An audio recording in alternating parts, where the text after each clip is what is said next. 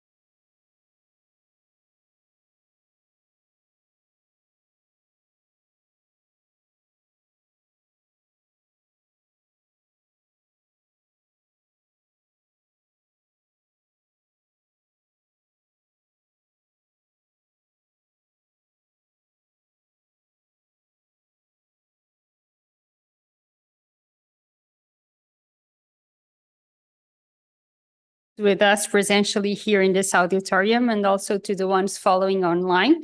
On behalf of IPB President, I welcome all of you to the International Conference on Co-Creation Processes in Higher Education, edition 2024. We have with us for the opening ceremony, Professor Orlando Rodrigues, President of Bragança Polytechnic University. And also, it's a great pleasure to have with us Cristina Perdigão, Director of Portuguese Erasmus Plus National Agency. So thank you all. Please, Professor Orlando, can we have the honor to have you opening this ceremony? Thank you. Thank you very much, Vera. Well, good afternoon to everyone. And I would like to begin by greeting and expressing our gratitude to Professor Cristina Perdigão from the Portuguese Erasmus Agency. Also a big thank to Vanessa de Vies-Santon, Head of the Unit in charge of European Higher Education Policies at the European Commission. Big thank also to Tia Lucola, Head of the Division of the Organization of Economic Cooperation and Development. Colleagues representing some European alliances joining us in this debate.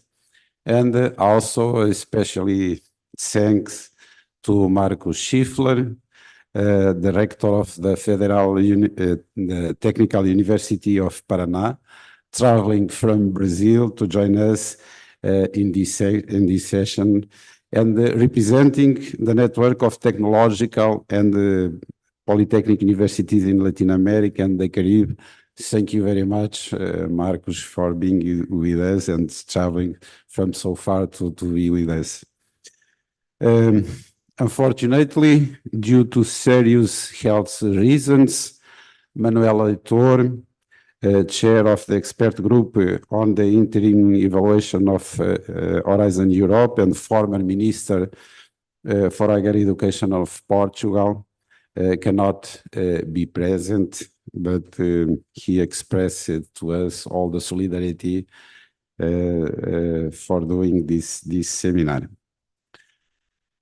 Well, about 2 years ago, on January 2022, the European Commission released the European Strategy for Universities, accompanied by a Council recommendation proposal on building bridges for effective cooperation in European higher education.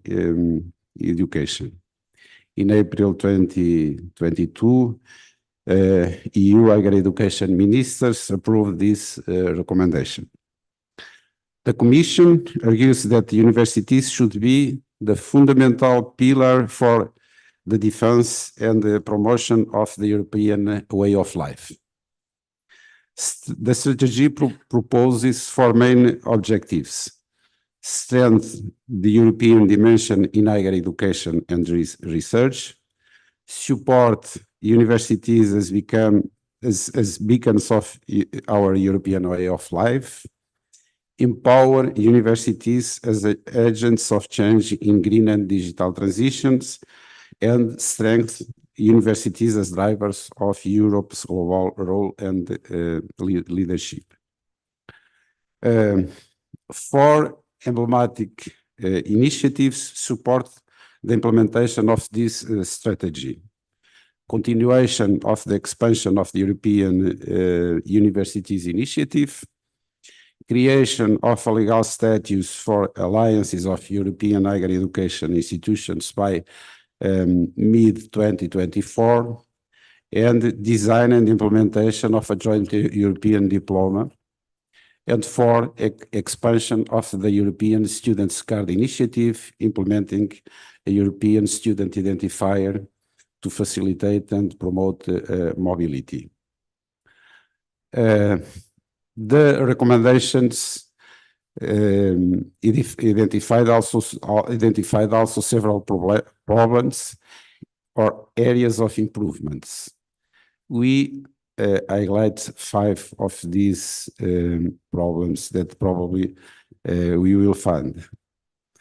Countries still maintaining an accreditation system based on programs rather than involving 2 quality assessments based on the institutional level.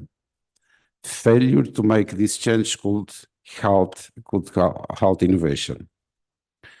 A legislative framework based on disciplinary areas, hindering interdisciplinarity programs.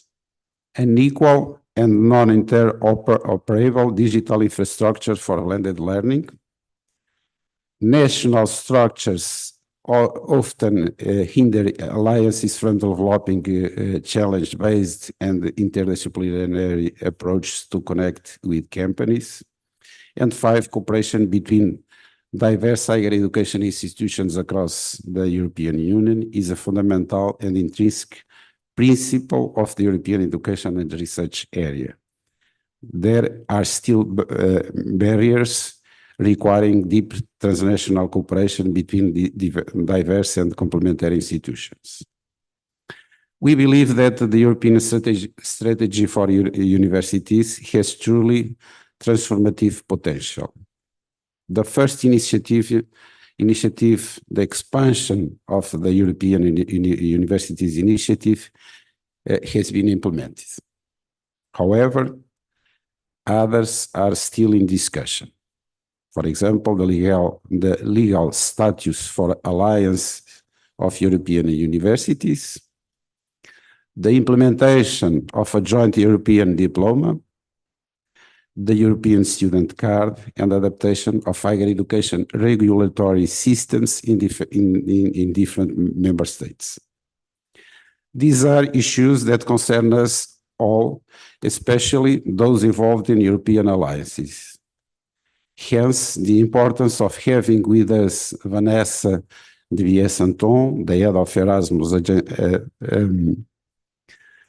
Vanessa de Vies-Anton, also the head of the Erasmus Agency in Portugal, Cristina Perdigão, and Tia Locola,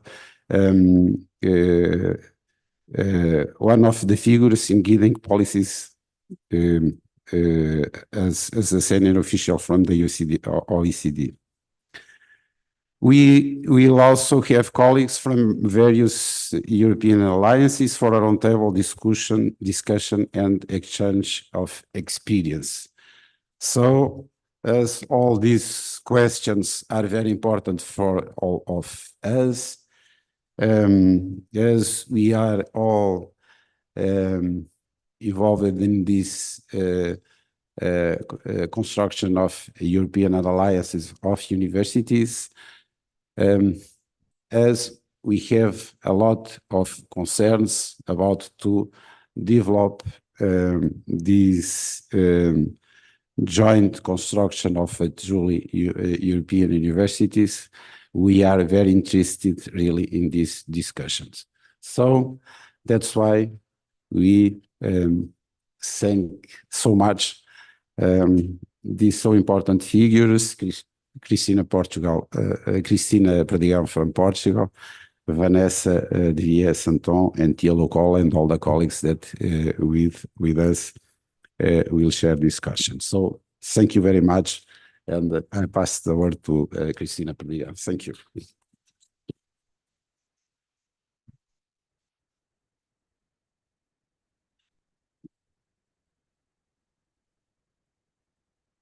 Dear Professor Orlando Rodrigues, President of Bragança Polytechnic University, dear Vanessa de Vies-Anton, dear Tia Locola, dear members of StarU Alliance, dear colleagues and friends, ladies and gentlemen. I would like to begin by express my gratitude to Professor Orlando Rodrigues, President of Bragança Polytechnic University, and his team, of course, for this initiative and for this kind invitation. A word is due also to Vanessa for all the support given to the Portuguese higher education institutions by the European Commission. It is my great joy to participate on such a relevant event and congratulate the partners of not only the STARS-EU Alliance, but also participants from other alliances, either present in the room or online. The European Strategy for Universities, included in the European Education Area, comprises the Digital Education Action Plan, the European Higher Education Area, and the European Research Area, and certainly demonstrates that the European Universities Alliance are the most relevant empowering European higher education tool for the European Commission, supporting and enabling higher education institutions across Europe. As stated in the Commissioner Iliana Ivanova speech on the session for the 2024 Erasmus Plus call for proposals, the commitment of European Commission for the European University stands strong. The 2024 Erasmus Plus call will help achieve the objective of the European strategy for universities by fostering deeper higher education cooperation between more than 500 universities by mid-2024.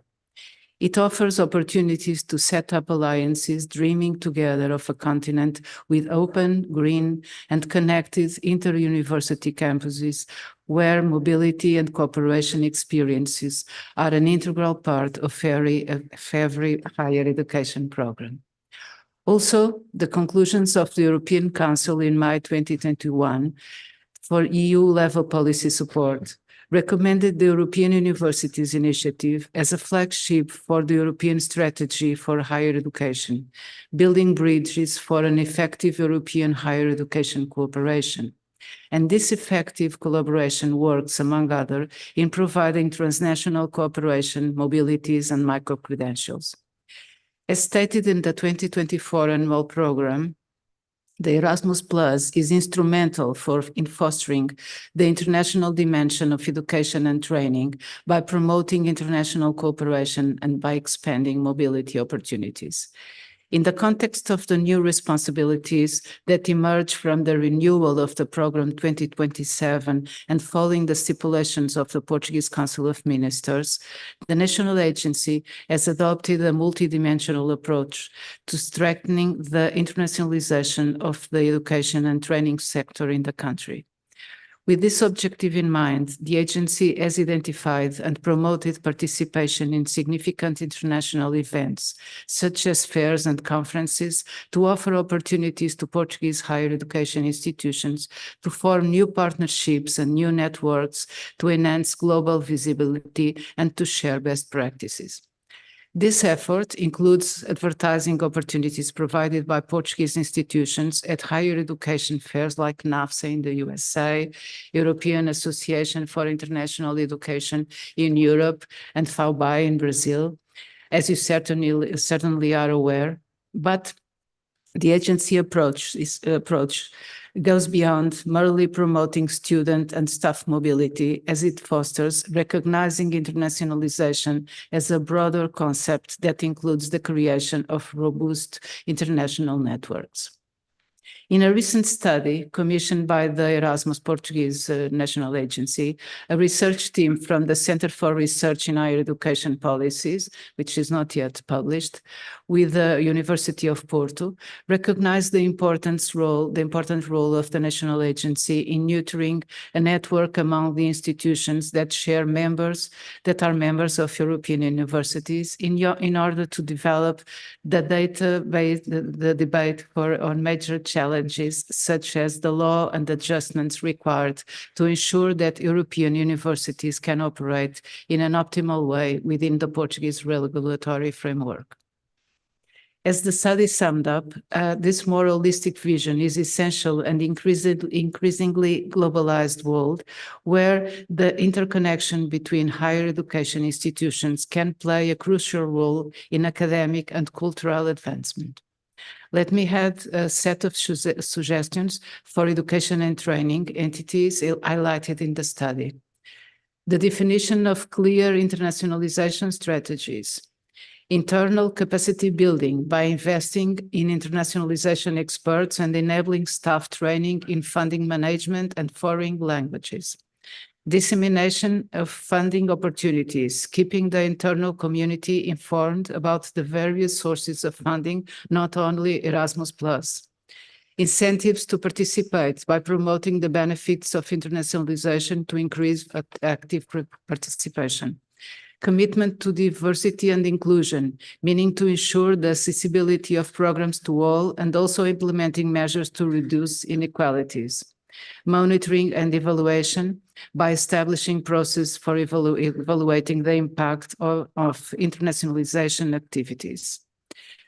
About the funding through Erasmus Plus to European universities, And as you know, under the 21-27 budget period, Erasmus Plus will allocate a record amount of around 1.1 billion euros to the European Universities Initiative. This means up to 14.4 million euros available for each four-year alliance, which is 3 times more than the amount of the 19-20 pilot period. Alliances may extend this four-year funding period with a further 2 years under a competitive call for proposals. As far as we know, this possibility will be included in the Erasmus Plus work programs for 26 and 27, although these have not been adopted yet, of course. And funding may also be supplemented by national or regional funding schemes, such as funding for research and innovation and any other relevant EU funding resources. In addition to these specific funding sources for European universities, higher education institutions can also assess other Erasmus Plus funding opportunities linked, for example, to student or staff mobility. The figures from 2023 are, as you probably know, 50 alliances created with the ambition to expand to 60 European universities involving more than 500 higher education institutions by mid-2024. 35 countries involved, including all the 27 member states. More than 430 higher education institutions involved, aiming to surpass the 500 by mid-2024. And teaming with up almost 1,700 associate partners. Concerning the European Universities Alliance in Portugal, Portuguese higher education institutions' participation in European Universities Alliances strategically intends to reinforce the commitment to European values, solidarity, inclusion, multilingualism, cultural diversity, with the aim to promoting greater openness to the outside, strengthening competitiveness, scientific and academic quality, modernization, and of course, internationalization. The participating Portuguese higher education institutions are located from north to south of mainland Portugal, both in areas of high population density and low density territories, from Faro in the south to Bragança, where we are in the north. Besides geographical diversity, these institutions represent the two subsystems of the Portuguese system of higher education, thus ensuring the full representation of it in all its dimensions, richness, and diversity. As stated before, in close connection with the Erasmus Plus National Agency, the Portuguese higher education institutions are participating in an European University Alliances national consortium based on their need to work together and with the Portuguese authorities to increase the quality of the Portuguese participation in these networks. 19 Portuguese higher education institutions are involved in 17 of the 50 existing alliances and coordinate 2 of them. This means nearly a third of the alliances have a Portuguese partner, and hopefully some more will join this year. We are very proud of this performance that will transform the Portuguese and of course the European panorama of higher education sector. We wish you all the best for these days of discussion, sharing, and co-creation. Thank you so much.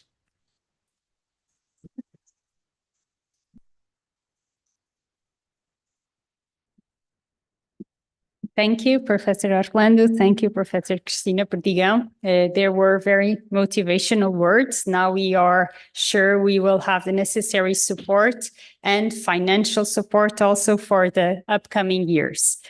Now we can acknowledge the honor to have with us 2 of the most worldwide important and prominent people on the topics of the future of higher education. So joining us online, our plenary session speakers, they will be very soon in the screen, I hope. And I will start thanking and introducing to you Vanessa de Biasanton. She currently serves as the head of the unit responsible for European higher education policies and programs within the Directorate General for Education, Youth, Sport and Culture at the European Commission.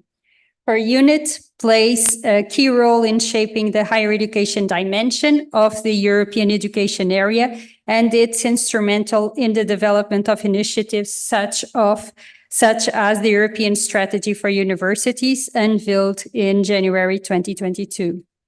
Under Vanessa's leadership, the unit oversees the creation and implementation of significant initiatives such as the European University Alliances, a collaborative European degrees and joint degrees, and the European Student Card, European approach to micro-credentials, and the automatic recognition of higher education qualifications, tracking of graduates, and the higher education component of Erasmus+.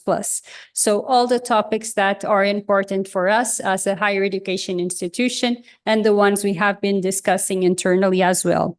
Vanessa de Biasenton has a background in research and innovation, and prior to joining the European Commission in 2006, she gained 8 years of experience working for various chemical companies. So today she will speak to us about European Universities Alliances and the future of higher education in Europe. Vanessa, thank you. Such an honor to have you with us. Thank you. Thank you very much. It's really a pleasure for me to be with all of you today. So, dear Professor Rodriguez, dear Christina, dear Tia, dear rectors, vice rectors, academics, and students. So, it's really a pleasure for me to present you a snapshot of how the Commission sees the future of higher education in Europe, and more particularly in the European Universities Initiative. These European Universities Alliances, such as STARS-EU, are a flagship of the European Strategy for Universities that we presented 2 years ago, and they are seen as trailblazers for transforming the higher education landscape in Europe. Of course, this initiative is entirely yours. You, the universities that are members of STARS-EU or even any other European University Alliance, you, the academic staff, and the students. The success of this initiative will depend on what you will make of it. And the Commission is, of course, there to support you and to act as a facilitator. The European Universities Initiative is not a regular cooperation project. It is much more than that. It is a long-term transformational process of your participating institutions for the benefit of your students and of your staff. You have the potential to lead the way towards the universities of the future, promoting European values and identity, as Christina mentioned before, and revolutionizing the quality and competitiveness of European higher education. This is really an ongoing transformation performed by currently 50 European Universities Alliances across Europe, and it has already numerous outcomes on our European society. So I will mention only a few of them. The first one is that alliances are building strong learning and knowledge communities together, experimenting that they are much stronger together than divided, and this is exactly what Europe needs now more than ever in a geopolitical context that is becoming more and more complex, with wars, acceleration of climate change, just to name a few. So the European Union goal with this initiative, with the European Universities Initiative, is to feed the spirit of deeper transnational cooperation and a stronger sense of European belonging. To make our differences a strength based on our shared fundamental values and our unique European way of life. So alliances are now, after the first piloting phase of 3 years, entering to the next deployment phase to create real inter-university campuses, integrating transnational mobility into all existing educational programs of the participating universities at all levels and across disciplines. This would increase numerous opportunities for majority of their students and staff, mobility in all its forms. To make this a reality, of course, this requires the involvement of all services across all parts of the participating higher education institutions, including, of course, the active involvement of students to deploy and mainstream these activities. So as Christina mentioned, we now have 50 inter-university campuses across the EU, contributing to bring talents to regions and cities. We will soon, by mid this year, have at least 60 European Universities Alliances involving about 500 higher education institutions across all parts of Europe, north, south, east, west, not only in capitals, but also in rural areas. Second, I would like to mention that alliances develop the skills and competencies that are relevant for society now, but also in the future. And this includes green and digital skills for graduates and lifelong learners. We're very happy to see how many joint programs have been developed or are currently being developed by the 50 existing European Universities Alliances, more than 160. But of course, it's not only through the development of new joint programs that the majority of students will benefit. So they are also developing and embedding modules into existing curriculum when it comes to organizing blended intensive programs, modules on working on living labs and student incubators, and all different kinds of cooperation models to equip their students and graduates with future-proof skills.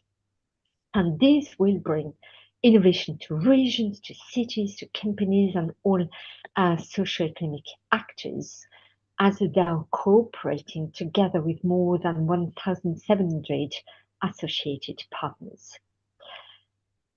So really, the idea is to really make students during their studies act as actors of change by cooperating with their peers from different countries and disciplines, with researchers, companies, cities, and regions.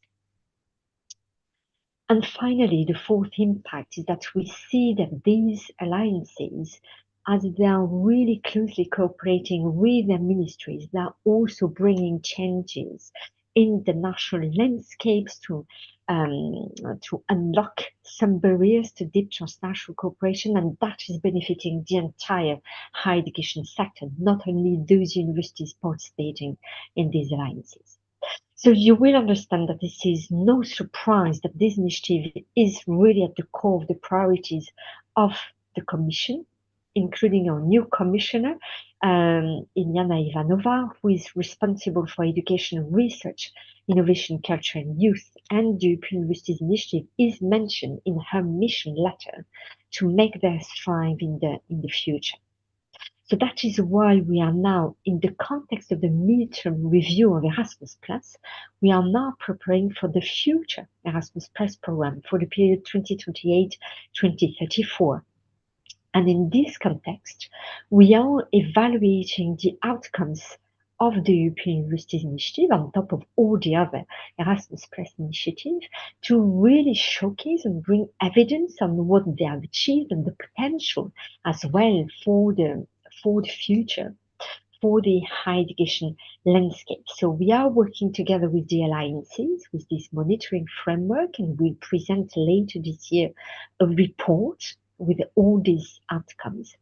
And this will feed as well into our discussions on an investment pathway.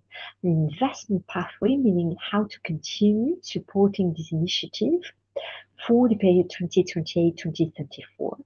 in synergy with all other European instruments, but also in synergy with national and regional programs and funding to really bring sustainability to this initiative, bring about sustainable funding in synergy with all existing possible instruments. So that is really an important objective.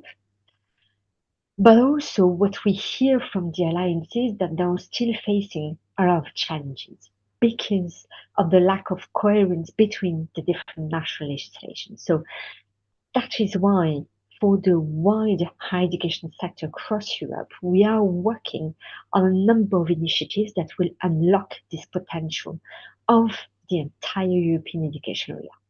So this year, the Commission has announced 3 key priorities in the field of higher education. So that you see that only 2 years after the European strategy for universities, the higher education sector is back on the highest level of the political agenda at European level. So we are going to present a communication on a blueprint to a European degree, a joint European degree. Our objective is to really remove the barriers that universities are still facing when it comes to developing joint programs. We see that the alliances, when developing joint programs, they are still facing many barriers. That's why only few partners among alliances manage to put together a joint program. Not all of them, because of the lack of coherence of national systems. So we want to address that by simplifying, bringing more coherence, and this is what we are aiming at with joint European degree. The objective is not to replace national degrees. It will continue being delivered by the member states and their higher education institutions in the way they do now. But the objective would be to embed such a degree into the national legislations, national qualification frameworks based on agreed European criteria that we are not developing together with the member states and the stakeholders. And of course, it would be based on a fully voluntary basis. So it's up to the universities who are interested in that. The objective is to really simplify. It's really about simplification for the universities who wish to embark in this adventure for equipping their students with future-proof skills, and for the students who have benefited from such innovative joint programs with many relevant skills for the employers, so that they have, a single diploma, a single degree to show to the employers across Europe, a degree that is transparent and visible and easy to understand for the employers. But of course, this requires strong accreditation systems and again, more coherence between the qualification systems across Europe. And we have a council recommendation that dates back from 2006. So that is why our plan is to review it, making it more fit for purpose for the new world that we are today. And that is why we are going to present a proposal also this spring, always having in mind how we can simplify the work of the universities. For example, by proposing a framework for a cross-institutional quality assurance approach, so that alliances, long-term alliances of universities could have all their joint education provision self-accredited based on a very strong European framework, so that they could be much more quickly responsive to the needs of society. And last but not least, we are also working on a proposal for a council recommendation for attractive academic careers. Why? Because of course, to develop joint degree programs, propose European degrees for those who wish so, to develop lifelong learning using micro-credentials, to mainstream, learning and sustainability, and to mainstream digital skills. All this requires fantastic academics, and we have many fantastic academics, including this room.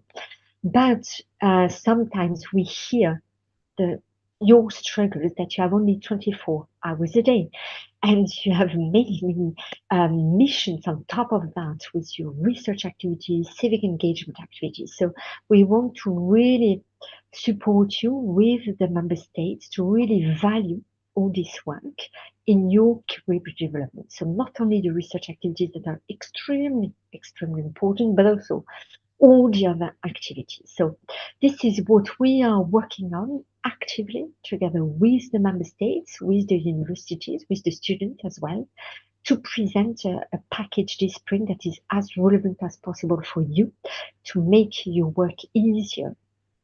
And we will, of course, continue being in touch Thank you very much. I wish you a fruitful conference. We are really, really following closely the work of STARS EU and all the other alliances, and we are very happy. And I would like to congratulate you on behalf of the Commission, of our Commissioner, for the fantastic work that you are doing. We know that it's a lot of work. It's not easy, but it's worth it. Thank you.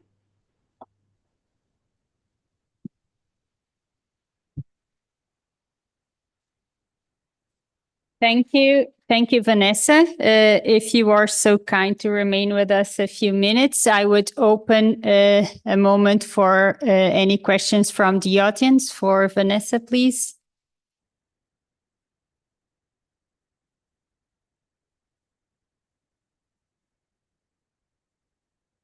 Okay.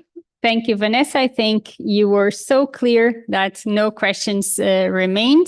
So we will proceed with Tia. Tia is also joining us online. Thank you for joining us, Tia Lucola. She is Head of Innovation and Measuring Progress Division at the OECD. And she is responsible for leading the Center for Education, Research and Innovation. This center is to delve into emerging trends and issues within the realm of education, aiming to establish a forward-thinking and innovative agenda that aligns with the evolving landscape of education globally. Under her leadership, she oversees OECD's initiatives related to education indicators, including the prestigious Education at a Glance publication that for sure all of us read and follow every year. This flagship publication is a comprehensive analysis of key education statistics and trends across all OECD countries, providing valuable insights into the state of education worldwide. Furthermore, within her responsibilities, she steers the OECD Global Forum of the Future of Education and Skills 2030. In this forum, this forum serves as a platform for discussing and shaping the future of education by bringing together key stakeholders, experts, and policymakers to explore innovative strategies and policies. In addition, she also plays a crucial part of the OECD efforts related to climate education. So very future-oriented and global challenges focused. So Tia Lucola today will have the word to talk to us about future skills. Thank you, Tia, for joining us. Thank you very much for the invitation to join you, and apologies for not being able to be there in present. I would have some slides, but it seems like I am not able to share them at the moment because the screen sharing function is disabled. It should be on in a few minutes. Okay. Yes, we are seeing your slides, so you may proceed. Thank you. Not anymore the slides, but it is enabled. You should share. It still says it's been disabled. This is the technical glitches that happen in these kind of situations, typically when you think that you're really prepared. Okay, now it is coming. Can you try again, please? Yes, Tia? yes, it works. So perfect. Thank you. So first of all, I will say that I found this Vanessa's presentation and the introductory remarks extremely fascinating. Having followed the higher education and European higher education for many years already before my current position, the speed in which the European University Alliance initiative has taken off and the way it is shaping the present and the future of higher education is quite impressive.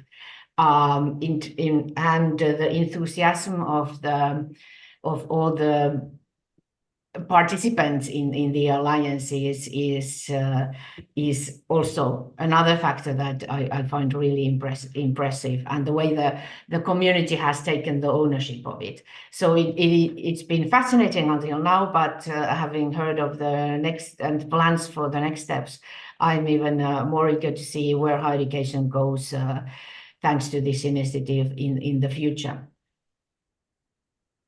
That being said, I will take a little bit of a step back and provide you with some future reflections on the future of skills and what that could mean for higher education and for these alliances. So I come to this from our work on futures at OECD and our work on skills. And I'm going to take a step back also in a sense of taking a few minutes to talk about the society that we live in and what kind of changes we see in that society.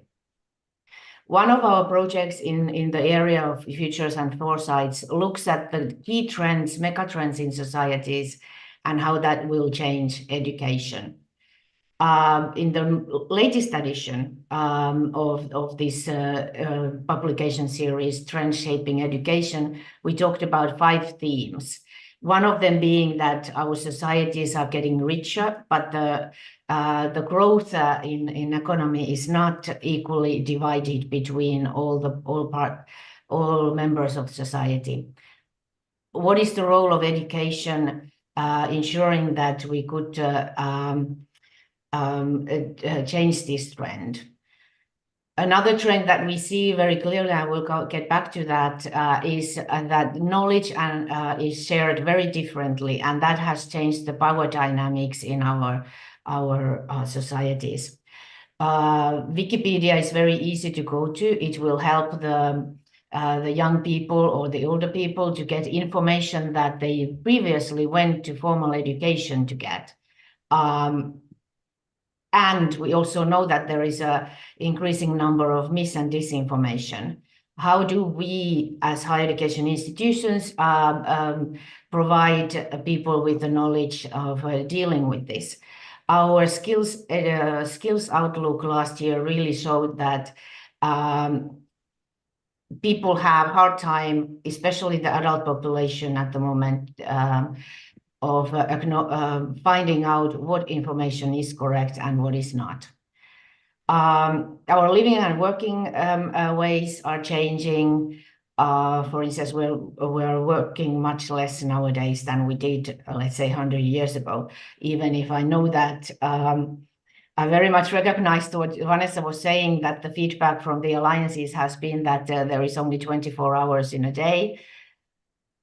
Regardless, the statistics show that at OECD countries, at least, we work less than we used to. The societies are fractures at the moment. Our identity is built in little bubbles in each of the countries. It's not necessarily national society that people feel that they belong to. So the role of education systems has traditionally been to solidify the identity of societies, but that role seems to be diminishing at the moment. In that context, it is very interesting to hear that, for instance, the European University Alliance initiative that is really aiming at strengthening the European identity. So there seems to be a way for education to deal with this. And finally, our perception of nature is changing in many ways. When we talk about skills, typically you would expect from OECD a presentation that will say, okay, in 10 years, these are the skills our citizens need. And the challenge for higher education institutions is to deliver those skills. But actually, too often, for instance, in higher education, we talk about higher education in isolation from the rest of the education world. And I would say that higher education institutions at the moment have at least two-folded challenge when we talk about skills. The skills and expectations that are coming to higher education, those students that are now coming or will be coming in the next few years, are changing. I will show you a few slides about that, how they are changing. But then again, the other side of the coin indeed is that the skills of graduates are should have in order to thrive in a labor market society, and then their personal life are changing as well. So I will get to that, perhaps a more traditional way of looking at skills challenge and future of skills. So what we see is that in all OECD countries, the share of young people who have a tertiary education is increasing. And in 20 years, the increase has been huge. So new populations are coming to higher education that we typically did not see in higher education before. The student population genuinely is more diverse than it was 20 years ago. And this goes across the board in all higher education. Are the institutions ready to really, despite of all the talk about diversifying student population, are the institutions ready to provide these people their skills and their individualized learning paths? The students that are coming in, their skills level is changing in many ways. While in the, and here I'm going to use one of our key PISA findings from last month as an example. So we've been doing the PISA for 20 years from OECD, and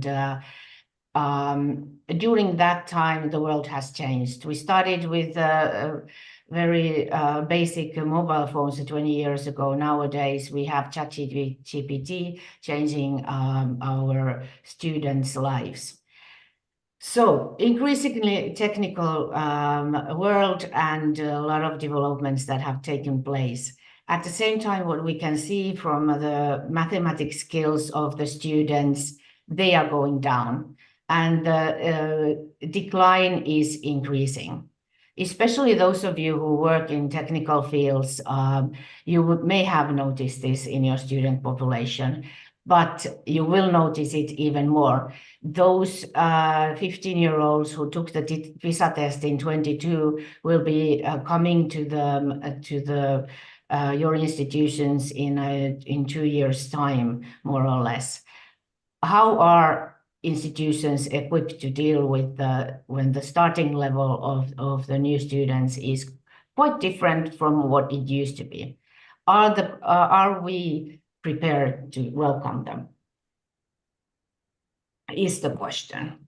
And I'm using mathematics here as an example because that is really where we see the biggest decline, but similarly for 15-year-olds that take the test on literacy and science, we see the similar kind of trend.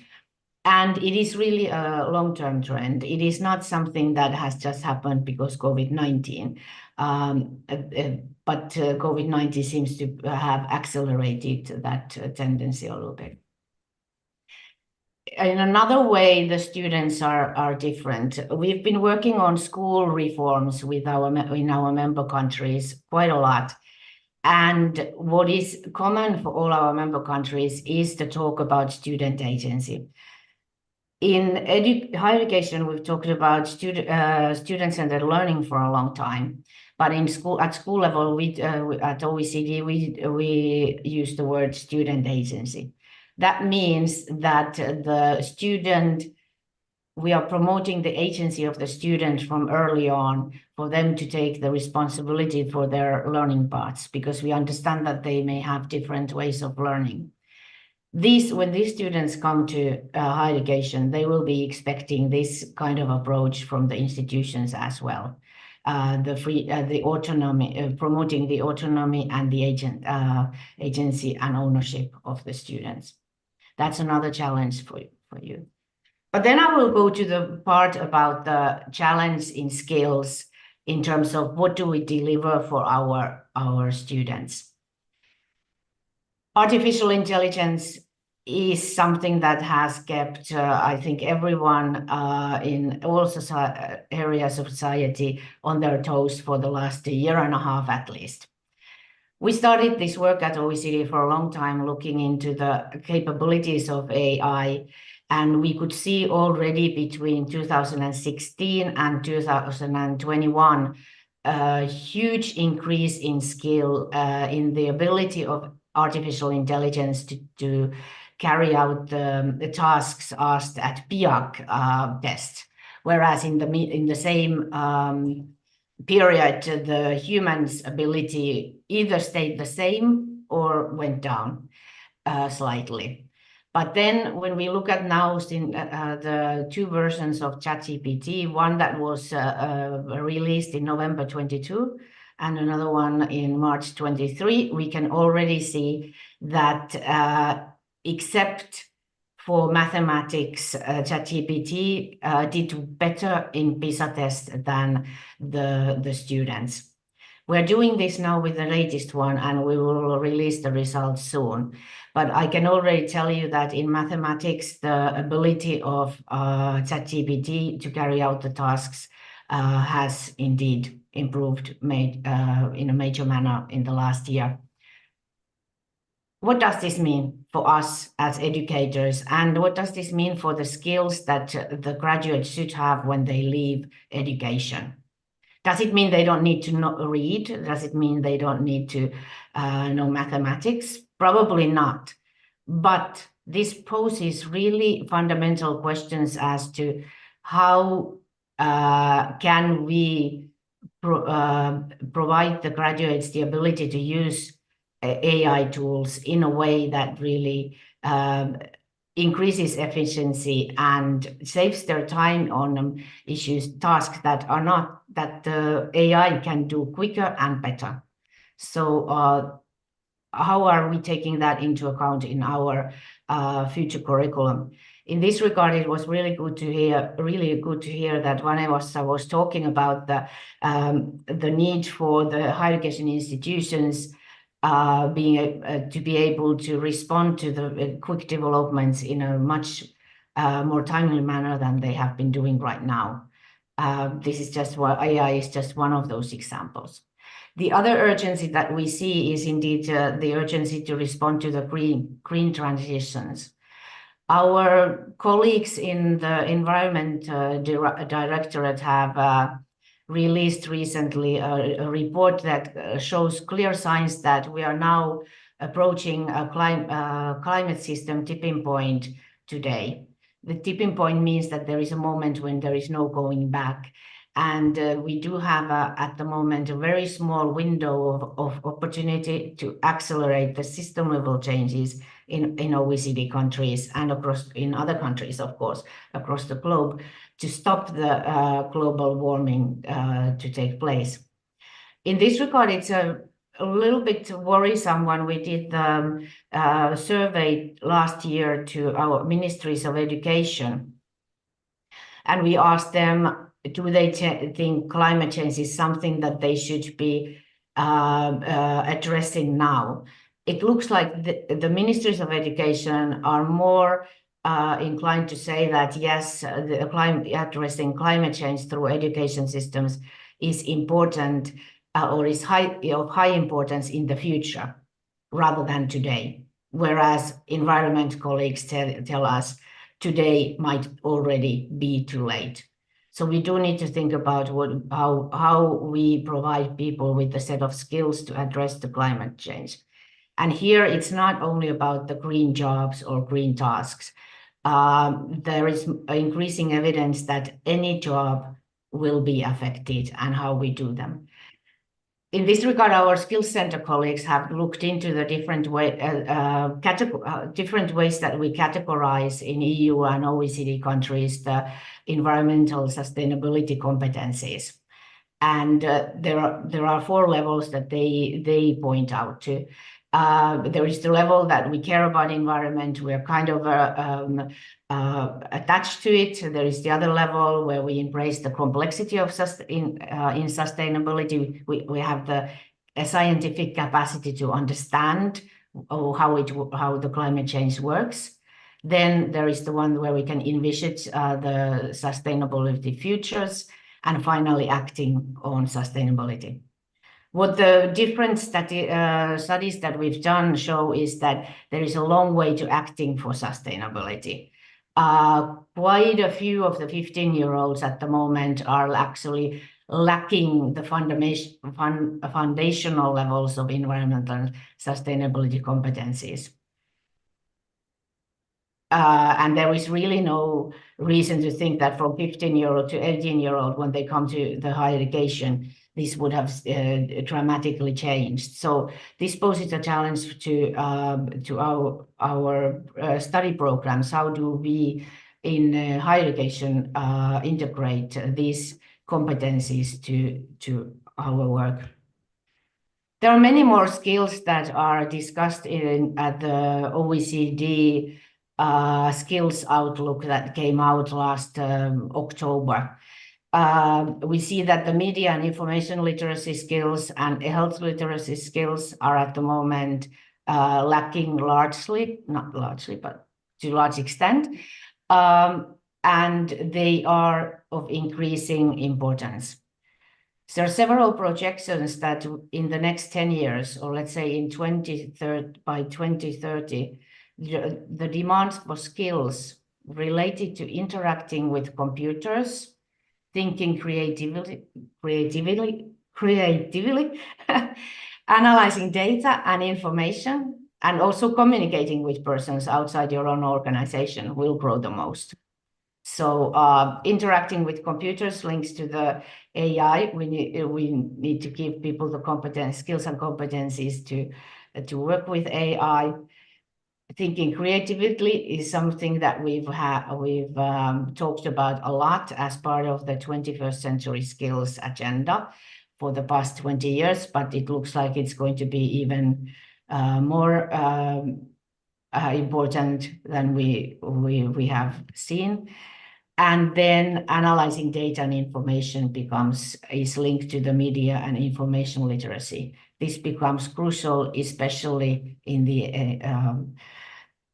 age of AI. But communication remains another one where we are humans, and this will perhaps be the one that will keep us distinctive from the AI. In general, all this is to say that the importance of promoting and strengthening the agency should be at the core of higher education curriculum in the future, even more so than right now. And this goes to say that we have identified quite a certain agenda for the policymakers on how we could go towards a sustainable digital and green transitions. Their particular call is for the policymakers to improve the information processing skills among low proficiency adults. That's not perhaps so relevant for higher education actors, but the next two action points certainly are. The need to prioritize acquisition of social, emotional, and communication skills for all. These haven't necessarily been at the core of higher education curriculum, although, as Vanessa also referenced, there's been talk about skills beyond academic disciplines and specific professional skills. So there might be some need for adjustments in higher education. A third point is to raise awareness of the role of metacognitive skills. And here the multidisciplinary and interdisciplinary programs will play a crucial role. And this is an area indeed where the European University Initiative has played a key role of inviting the alliances to think of these kind of programs. But it is clear that these will become increasingly important. And there, for instance, the quality assurance reform that Vanessa talked about would be an important vehicle to take this forward. We also call for recognizing a range of different skills. We need to acknowledge that different skills are needed, and depending on what the individuals want to do. Here, the recognition of prior learning and previous qualifications is something where higher education institutions have played a key role. And finally, we need to promote even stronger the culture of lifelong learning because it is clear that the people will need different skills at different times of their lives. We do not know today what kind of professions we will have in 10 years. We can see ourselves right now that there are a lot of professions at the moment that we couldn't envisage to be out there 10 years ago. So we need to ensure that students do have flexible learning paths, and micro-credentials may help in this regard. And this is another area where the European University Initiative has been active in promoting the debate. So I'll finish with something that also links to something that Vanessa talked about when she talked about that there is more than 170 social community actors involved in these European University Alliances. And that is the importance of connecting higher education stronger than ever to research, innovation, and the societal actors. We should, as well as schools. I'm missing one of our key messages there by having deleted the word schools by accident. The work with the different societal actors will be the future of higher education. That is how the higher education can remain relevant, and we would envisage the universities to be even more in contact with the outside world than they are today. That's not a new message, but somehow it is even a higher priority right now than it was perhaps some time ago. And that's where I will finish my presentation and stop sharing the slides. And I thank you for your attention.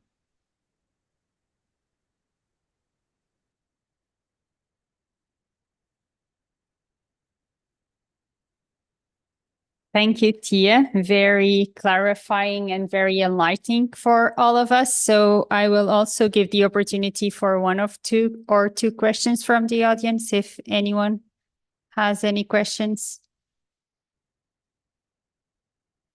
Yes, we have one here in the front, please. We need a mic, otherwise Tia will not listen. So just a minute.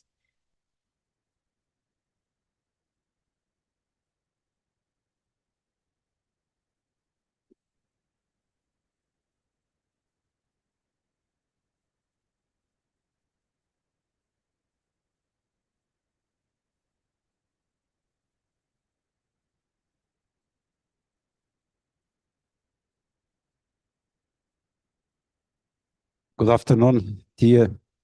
Thank you so much for your so interesting presentation. I have one question concerning your last slide. So you said that we need to have a close connection between teaching, research, and society. Here we are a lot of universities of applied sciences. And normally we say that we have research universities and teaching universities.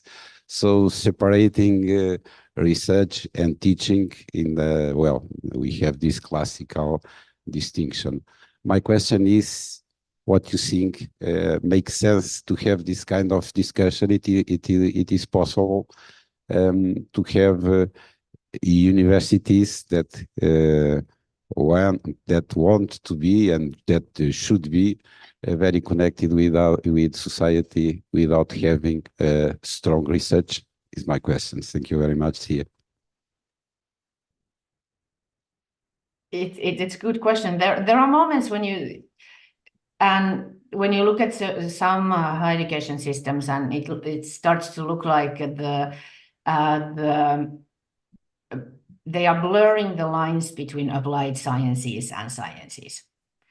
And to a certain extent, I think that is good.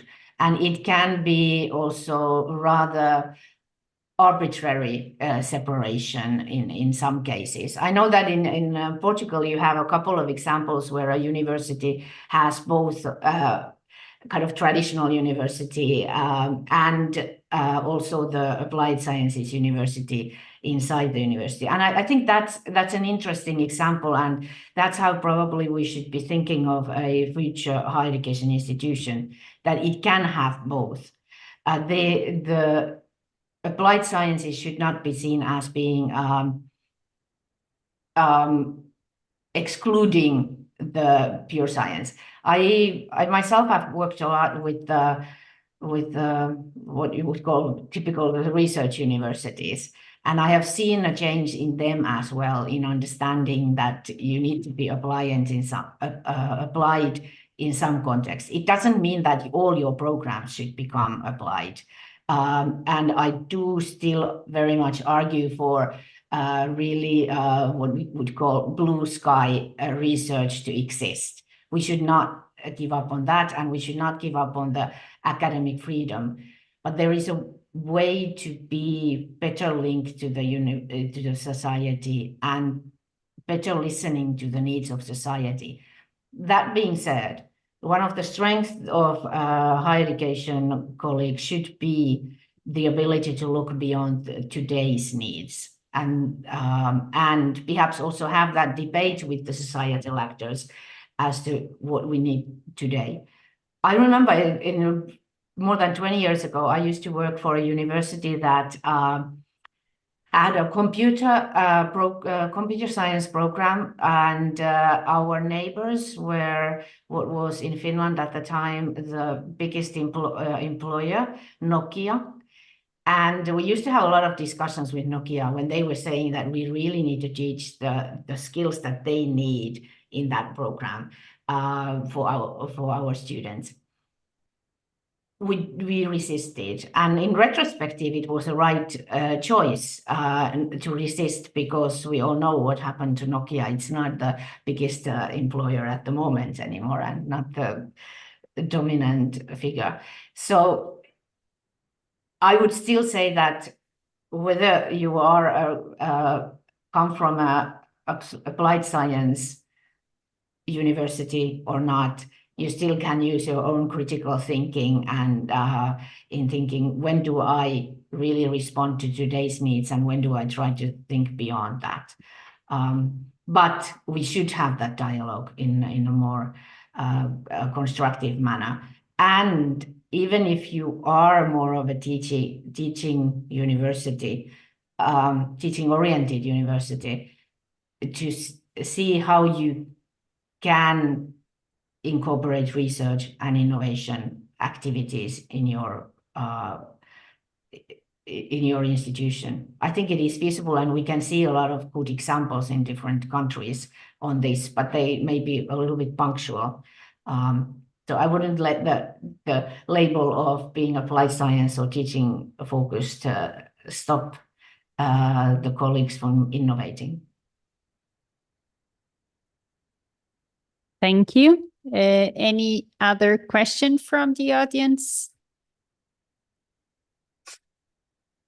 So thank you, Tia, and thank you, Vanessa, for staying with us.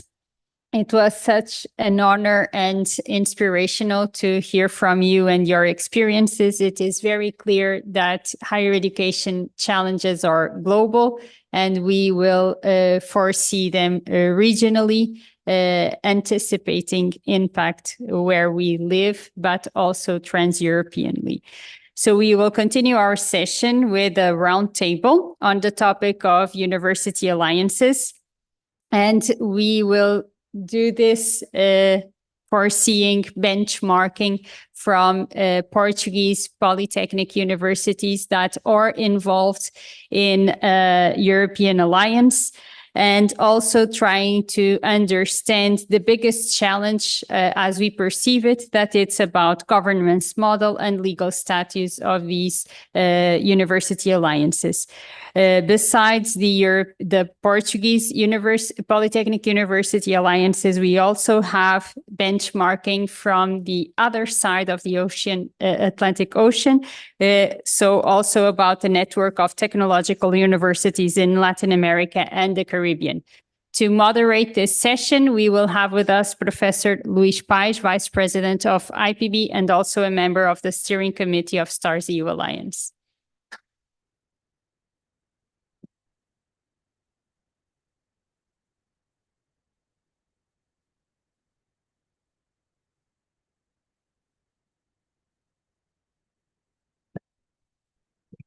So good afternoon, all. I think after these sessions until now, we may say that the European Universities Alliance are the top initiative of the Erasmus Plus program by now. We are expecting to reach 60 alliances before the end of this year, and this means more than 500 higher education institutions being involved in this top-level project of Erasmus Plus program. I also think that we clearly may say that this European Universities Initiative relates to all of our missions as a higher education institution. So it relates to our academic offer, so our education and training, our research and development and innovation activities, and also the relation with the external world, okay? So, and I think with a very special focus on regional development and transforming this very nice challenge of regional development into an inter-regional or European regional development, let's say by building our regions in Europe, okay? So this is, of course, very ambitious goals for Universities Alliance. Well, but in real thing, what is expected to be a higher education institution being part in a European University Alliance, that it is not still by participating in the very nice Erasmus Plus program. Okay, so what this change? What are the ambition level of the European Universities Alliance? Does it need for institutional changes? And maybe, of course, yes, but why we need that, these changes, and how we do it as these changes? Well, as Vera was saying, let's hear the expertise or the contribution of 4 universities alliance, European Universities Alliance. All of them have a very nice characteristic because all of them, it integrates a Portuguese polytechnic in each one. But because an Universities Alliance is not only by Portuguese institutions, so we are talking about, let's say, more around 40 different higher education institutions all around Europe. As also my colleague Vera was saying, these European Universities Alliance also are supposed to cooperate beyond Europe. And in that sense, I think Portugal is very well positioning, okay? So because we are stronger even inside Erasmus program in programs like the International Credit Mobility, but particularly we speak Portuguese, okay? And speaking Portuguese means not only Portugal, but more than 300 million people around the world. So we can play a very nice role in the cooperation between higher education institutions in Europe and the European Universities Alliance through other institutions in Africa and in particularly in Brazil. And that's why we have the pleasure to have with us one representative, director of UTFPR, representing also an association or a network of Latin American and Caribbean institutions. So I have 2 questions. This is a round table, but I propose that we go once, which one in us for their contribution. So we have 4 European Alliance and the Outer Europe Association. And we have 2 questions for each one of you. One is, what are the bigger ambitions for your European University Alliance? And what are the necessary governance structures to ensure it in a consortium that is made by many different higher education institutions from different European countries? And the second question together, it's what are the main internal and external constraints and difficulties that you are facing until now? in your alliance. Please give us your input concerning challenges faced like institutional engagement, student and staff policies, socioeconomic and cultural contexts, and legal and political obstacles. So it's, let's say, top-level contribution by saying what we want to do in a different way in the European Universities Alliance and what are our difficulties and challenges that we need to face to achieve these very nice results and outputs. We will start by our alliance, STARS EU. It's made by 9 European partners, including one outside European Union that is from Albania. So we have the nice singularity of being the European University Alliance, including one Albanian partner that are also with us. And to give our contribution, I invite Rima Distra, is our main project leader of our alliance, to take the floor and give their contribution. Thank you, Rima.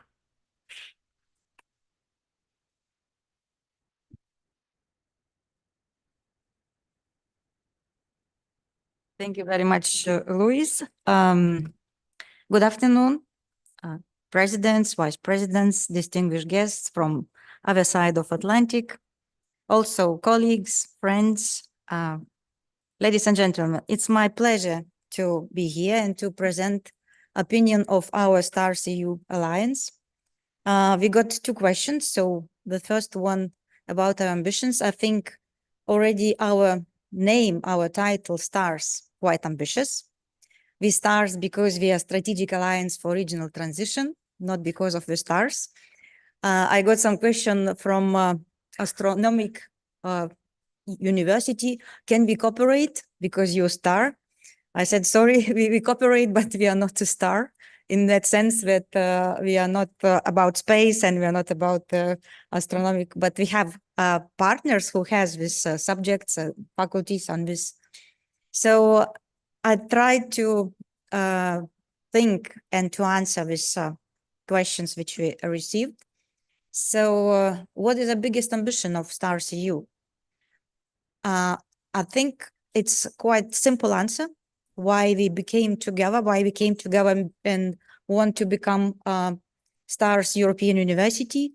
We want to be real university. It means that we want to be in real extent fulfill all 4 missions of the higher education, like educational, research, innovation, and service for society.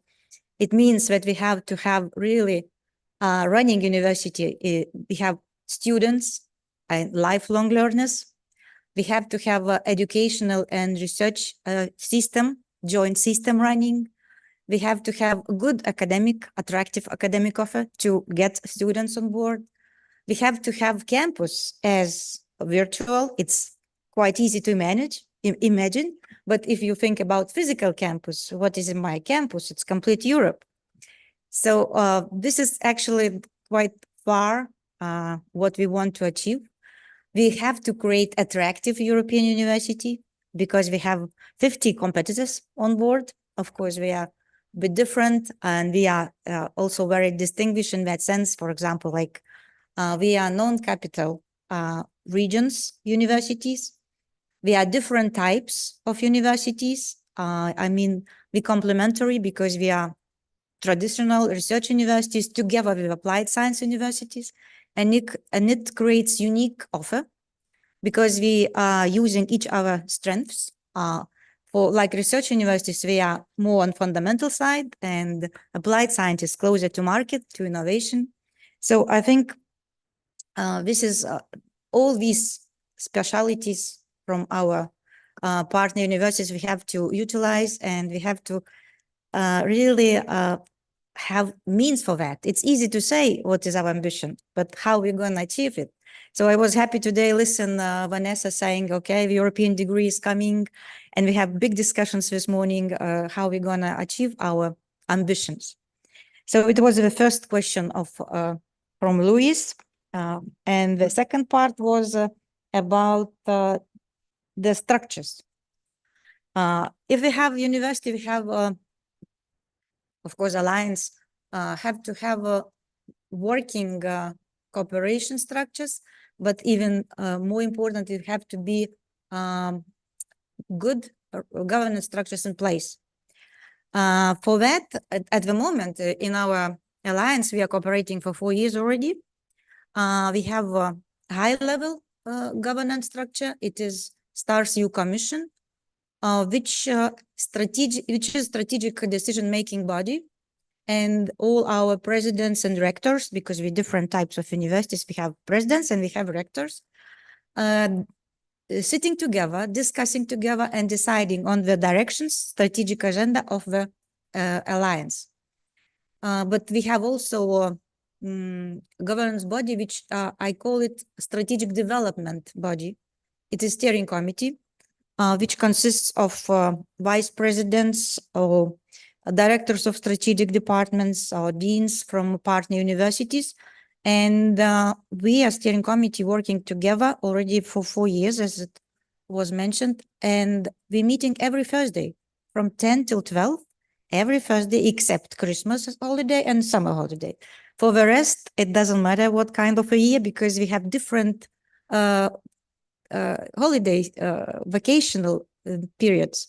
So even during the holiday, the members of steering committee joining the meetings, because it's a lot of important issues to discuss, to decide, or to ask decision from the STARS-EU Commission. And next to that, steering committee has double function until now. It is also a steering committee. From one side, we are developing, we are discussing new initiatives, but also from other side, we're looking and supporting, facilitating of implementation of these initiatives. And steering committee also has a STARS-EU office. STARS-EU offices in every partner university exist, the main office in Coordinator and Hansa University. Also here in IPB, there is a STARS-EU officer, which actually implementing the concept like one door to the alliance. So if we have something to find, or you want to join, or you're interested, so you go to STARS-EU office and you say, I have some request, or I have some suggestion or idea that we can start implementation. Next to that, we have 2 advisory boards. It is, of course, the main target group, it's students. So we have students on board, we have student board, 3 students per partner in the alliance contribute to express their opinion from one side, and from other side, we participate in the event. So STARS student board, why I said 3 students, because we want to ensure continuity. It's a first year student, it's a middle year student, and it's a last year student. And PhD student, if university has this type of studies programs. So this is the student opinion matter very much, but from other side, also they help, student board help us to involve students, to engage students. Is it enough? Is it okay? I don't know. We have now 4 years for that to find, investigate more mature alliances. Even we are 4 years working together, but still there are some alliances already have legal entities established, and we perhaps investigated and worked more on that. Until now, we do not very much concentrate. We actually are happy to run the alliance. Also, next to that, we have all cooperation structures on board. I will not go to mention all of them, but from governance side, we also have international advisory board. It is already 5 minutes. Yeah, I see somebody showing me something. So it is consisting from experts in higher education, research and innovation. Innovation means industry, business, which have a high-level profile or expertise or knowledge to support us developing STARS European University. So this is the first question. How much time do I have? It's okay? Because I saw somebody is showing me. So, okay, so this is like first part of first question. And I think we really should investigate how we can continue establishing, developing, and running our STARS European University. Because, okay, like this morning we discussed, if we don't have European statute, what kind of university it will be? In which country? It's because if we register, for example, in Netherlands or in Belgium, it would be like Dutch or Belgium entity, or should it be in Portugal? So we have to really find a ways, what kind of entity, how we can implement it, and how it will be, how will be our future. This is all what we have discuss and find the ways and learn from best practices of other alliances. So I'm eager to listen today or what other alliances will say. And second question was about, it was about, okay. What kind of challenges we have until now? So we have a lot of different challenges and more to come, I guess. So, as I said, we are first of all different types of universities. They have, because there is research universities and applied science universities, one thing. And also next to that, there is different calendars in our universities, like bachelor 3 years or bachelor 4 years, master 1 year or master 2 years. So all this, it seems, okay, we can adjust it. Of course, we can adjust it, and it's not a big problem. However, we have to take into account and think about it, how we're gonna do it. Then I talked about government structures. You know, we have to start from involving partner governance structures, bodies into alliance, because it's the big challenge, of course, involving participants, involving people like researchers, teachers, professors, even administrative staff into alliance. It seems quite easy when we start to talk. We have many benefits, and we can demonstrate how you can, as individual benefit, as institution benefit, and so on. But first of all, it should be very much alliance and partner strategies adjusted. It should be, the partner should embed the strategy to be a member of the alliance, to be proud, and to comply the objectives of the alliance and partner. So if a partner says that STAR-CU, for example, like STAR-CU Alliance is the most important strategic network in our university, then it's different attitude also from the staff and for students. Because, for example, we have to achieve 50% of mobility, increase mobility of students, and 40% we have to increase mobility of staff. How are we gonna do it? Because the mobility money is not that big that you can achieve these goals. First of all, it should be prioritized. The university partners in the alliance should be priority, one thing. Other thing, also, if teachers, professors has support, institutional support, to participate in different projects, different initiatives of the alliance, it should be very clear expressed by the high-level management of university. So one thing. Other thing, we also have different legal, different economical environments. Also political environments. We are happy we don't have Hungarian partner, but I heard yesterday that some of you have Hungarian partner, and it's a problem. It's an issue now. Also, like talking about mobility, different cultural background for South and North, or East and West, you know. So this is all these issues it's a challenge which we are facing, and which we have to think how we can overcome it and how to make this work. And it's perhaps one of the last but not least issues which I want to mention. It is resources, lack of resources. Until now, I am very proud that 4 years we were collaborating without any external funding. And we applied first time, we failed, second time we failed, and the third time we won this grant. We were granted by European Commission. Even last time when we applied, we got a kind of certificate that we are high level, however, funding was not enough.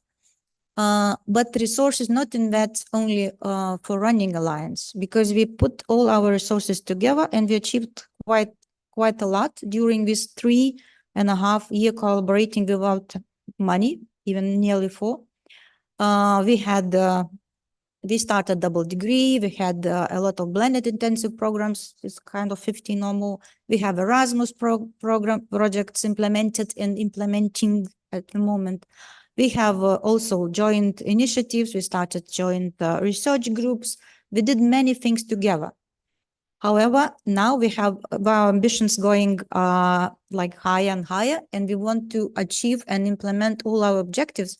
We need more resources, because the resources which we got now, it's just for running alliance. We don't have the resources for educational issues. I mean, if we want to really implement curricula, we need to apply for Erasmus+.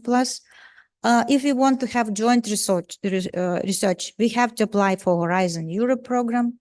If we want to cooperate interregionally, which is one of our main goals, to make impact on regions and also on Europe and beyond, we have to apply for Interreg programs. So for all this, we need also resources.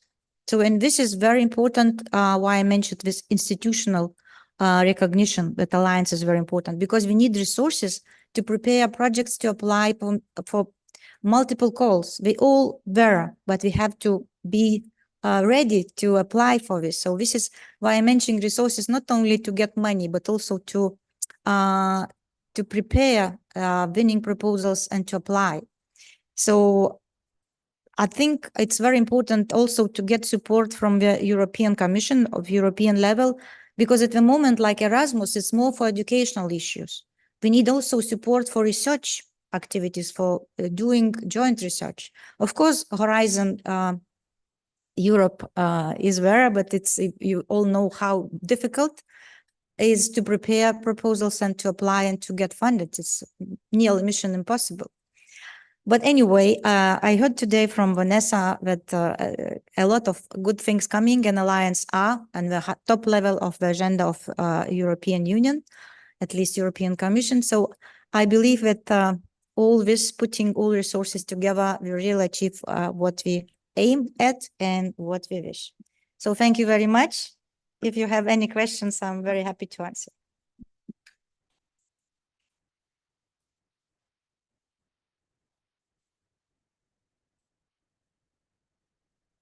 Thank you very much, Rima. There will be a space for questions in the end. So if you have a special question for Rima or the others, please keep it, and in the end we'll come again. We will continue. Well, the question is the same. So ambition, what is the ambition level of your alliance, and what are the main internal and external constraints and difficulties? And now we go to E3 address to European University Alliance. It includes a Portuguese Polytechnic University, Setúbal, and I invite the Pro-President Raquel Barreira to come. Thank you.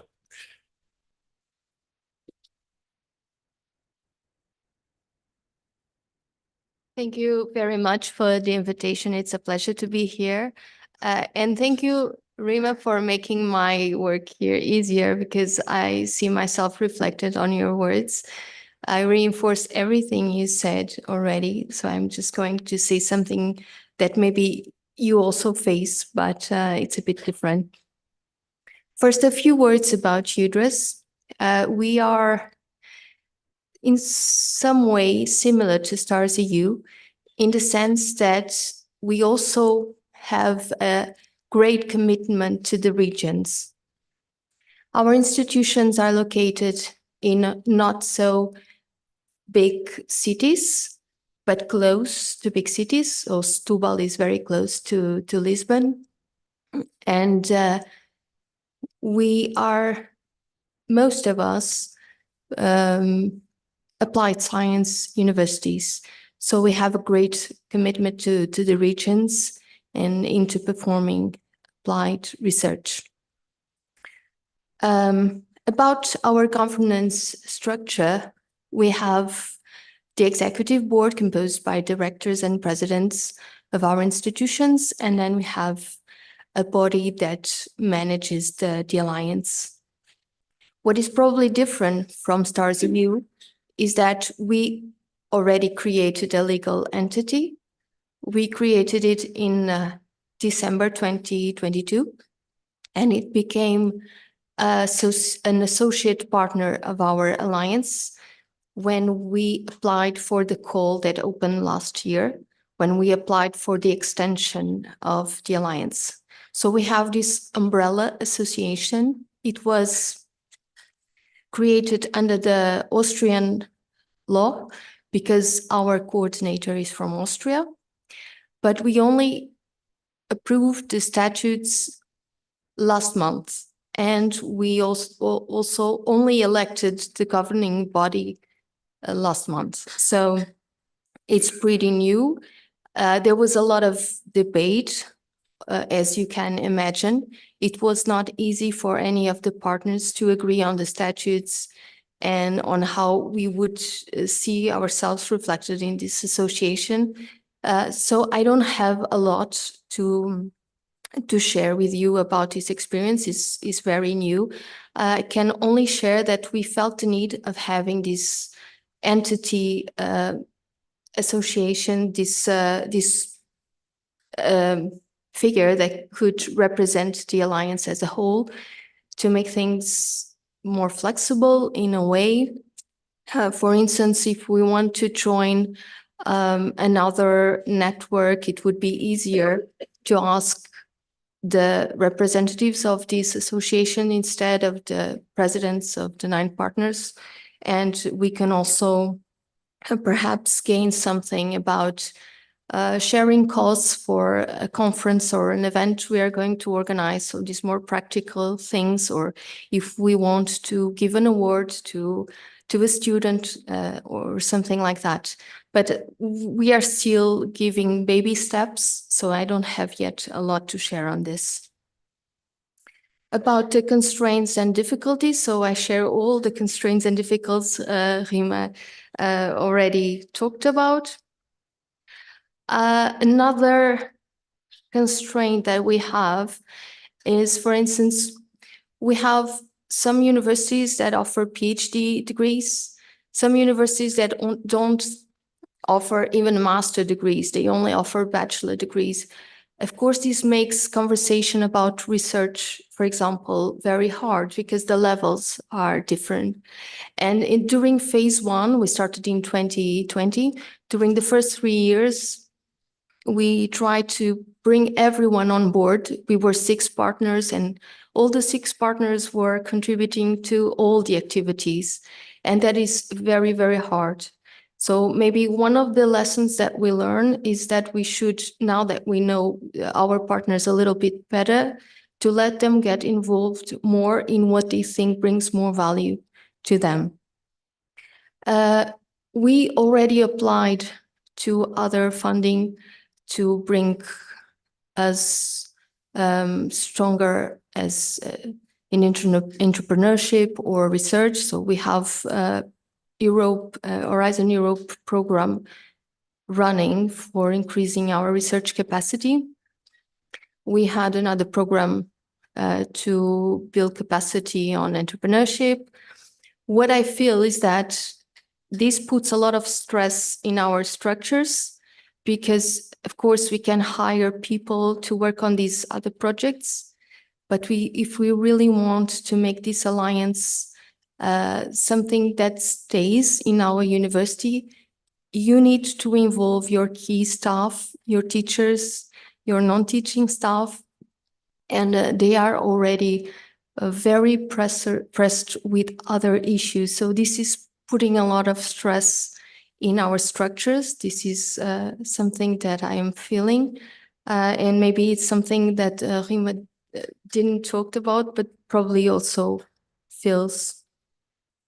And Yes, I think this is it. I don't want to take much longer, but I will be very open to your questions. Thank you.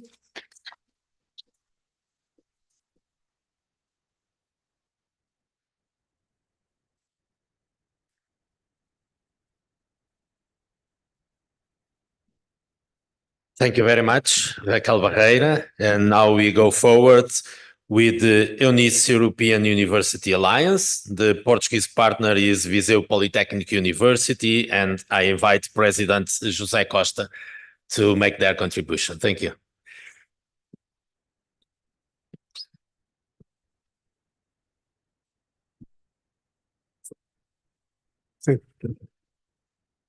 Good afternoon. Muito obrigado. I will talk about Portuguese and my colleague translate. Okay. EUNICE, o nosso maior desafio na EUNICE foi integrar a própria EUNICE. Esse sim.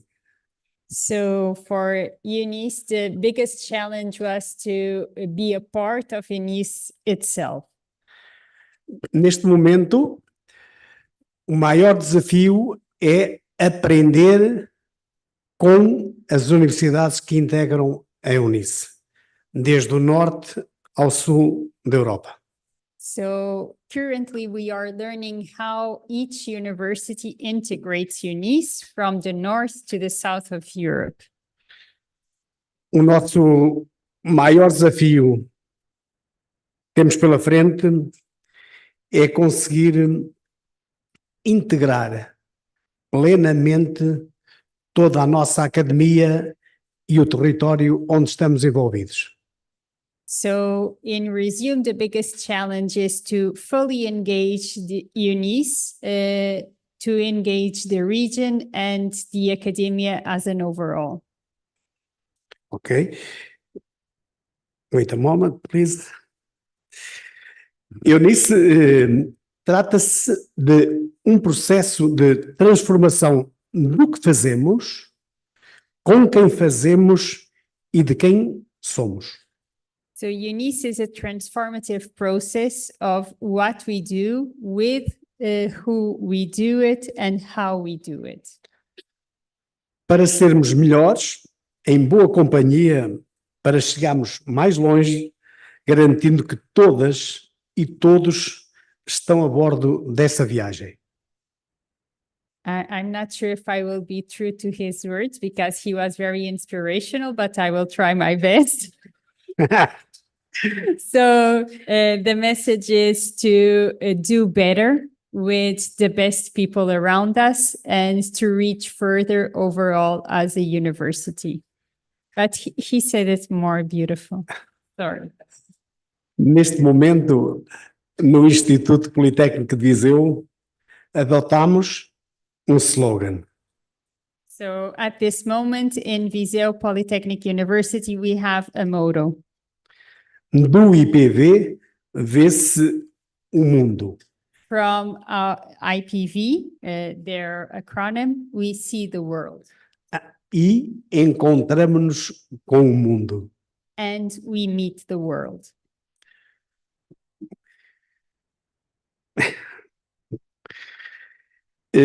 Esta ideia de transformação vai-se construindo com peças que se vão encaixando e influenciando umas às outras. So this transformative vision builds itself on the way of how we bring together single pieces to a common vision. Sendo um desafio enorme para a instituição, todos os dias procuramos integrar nova gente no grupo de trabalho. As a great challenge for the institution, every single day we make an effort to integrate new people to our work base. Alguns exemplos de pontos que enquadramos como muito importantes. So now he will give us some examples of very important achievements they got. Termos catálogo aberto de cursos online, curta duração, disponível para estudantes, docentes e não docentes. So they already have an online open courses catalog that are available for students, teaching staff and non-teaching staff. Aumentar a mobilidade académica. They already increased their academic mobility. A criação e participação em atividades de experiência para todos. They engaged in several different activities of challenge-based experience to all. A cooperação entre pares de outros países. And they increased cooperation with peers from other countries. Participação em atividades conjuntas, nomeadamente seminários e projetos internacionais. And they also increase joint activities as conference seminars and joint projects. Procedimentos na área da gestão que sejam similares, que permitam às 10 instituições ter algo que é comum em termos de gestão. And they are trying to get a common basis in what regards management decisions and internal regulations to facilitate common decision-making among the institutions. Conseguirmos partilhar as competências dos territórios, partilhando universidade a universidade, estas competências para melhorarmos as nossas instituições. And the impact reaches also the territory itself because they also share experiences from their regions, region to region, university to university. Participação em módulos e programas educativos comuns e flexíveis. So joint and flexible courses they are designing and developing. E em programas de estudo conjuntos, inovadores, nomeadamente licenciaturas, mestrados e doutoramento. And they are also pursuing joint courses that are innovative, bachelor level, master level, and PhD level. Aumento da competitividade e atratividade através da colaboração com autoridades locais e regionais. And they truly believe they will increase attractiveness of their institutions because they are also increasing the engagement with regional institutions through the universities. Utilizar infraestruturas partilhadas, nomeadamente a criação de portal internacional de estágios da Eunice. They are sharing resources, like, for example, a common platform for internships for UNICE partners.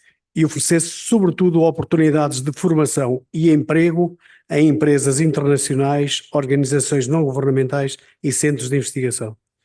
So research centers, companies, and industry are offered training opportunities, internships opportunities, and internationalization opportunities through UNICE Alliance. Mais financiamento, maior reconhecimento e impacto na imagem do Instituto em termos nacionais e em termos internacionais. They increased funding, increased reputation, and increased internationalization and impact through UNICE. Desafio para os governos de Portugal é participarem também com dinheiro vivo nestas alianças em Portugal. Não termos só apoio do âmbito europeu, mas haver uma verba que deve ser consagrada pelo Estado português pelo trabalho desenvolvido pelas estas organizações em Portugal.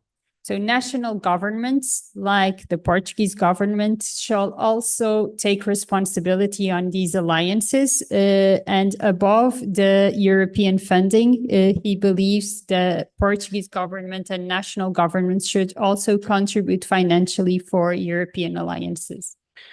Juntos construímos futuro melhor, mais participado. So together we will build a better future, more participative. Em que abraçamos o mundo e nele somos cidadãos e cidadãs em pleno. I'm sorry. I will not be.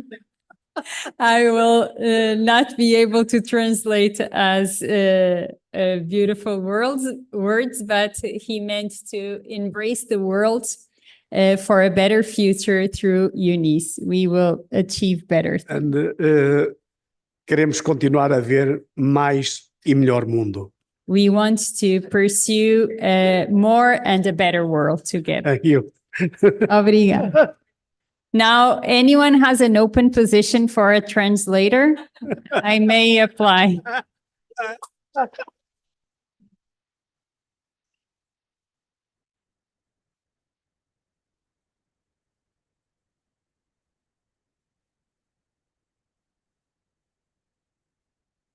So thank you, President José Costa, and thank you, Vera, for sure. So we'll continue to the last Portuguese one. So we will go further to Run EU European Alliance.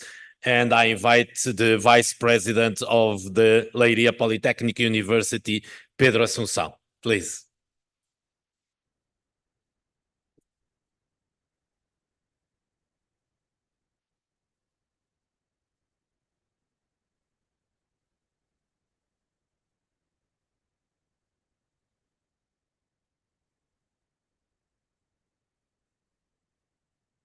Okay, good afternoon, everyone. First of all, I would like to thank for this nice invitation to be here today.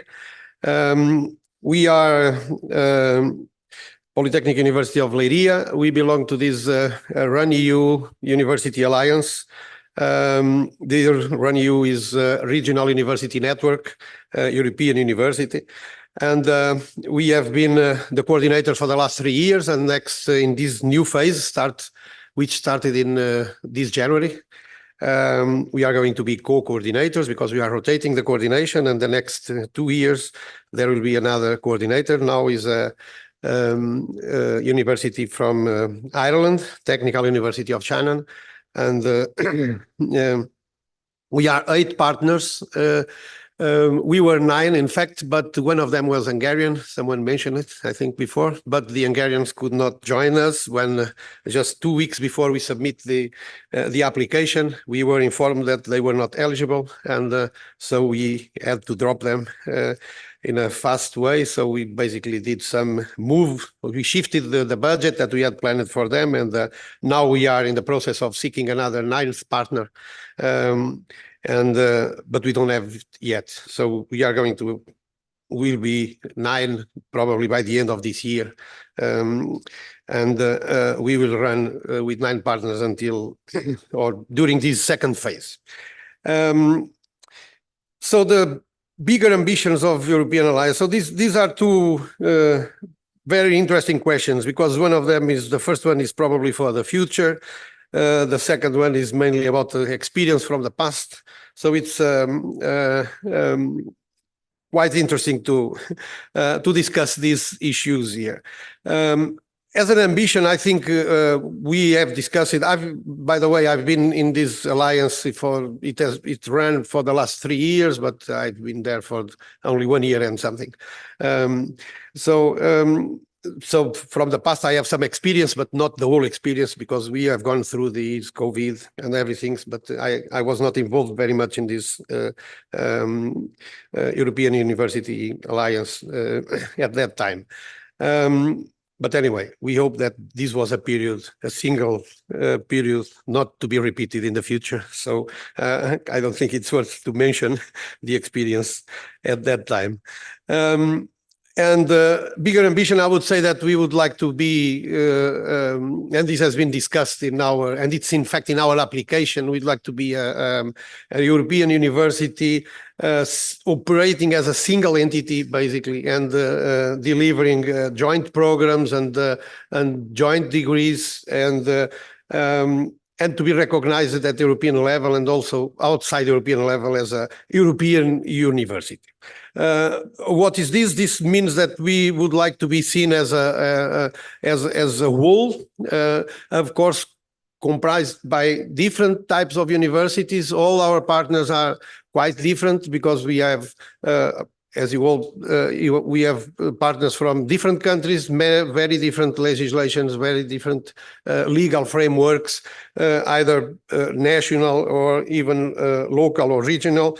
And so this question of being a legal entity and operating as a single entity is in fact a challenge, and is an ambition of our alliance, which is clearly stated in our application. So we started now, so I don't have too much to tell you about the experience, because this is something for the future, for the next 4 years, and we are working on it. In fact, we have one specific work package 6 in our current alliance, which is only focused on this. And we are, in fact, we Polytechnic of Leiria, we are the leaders of this work package.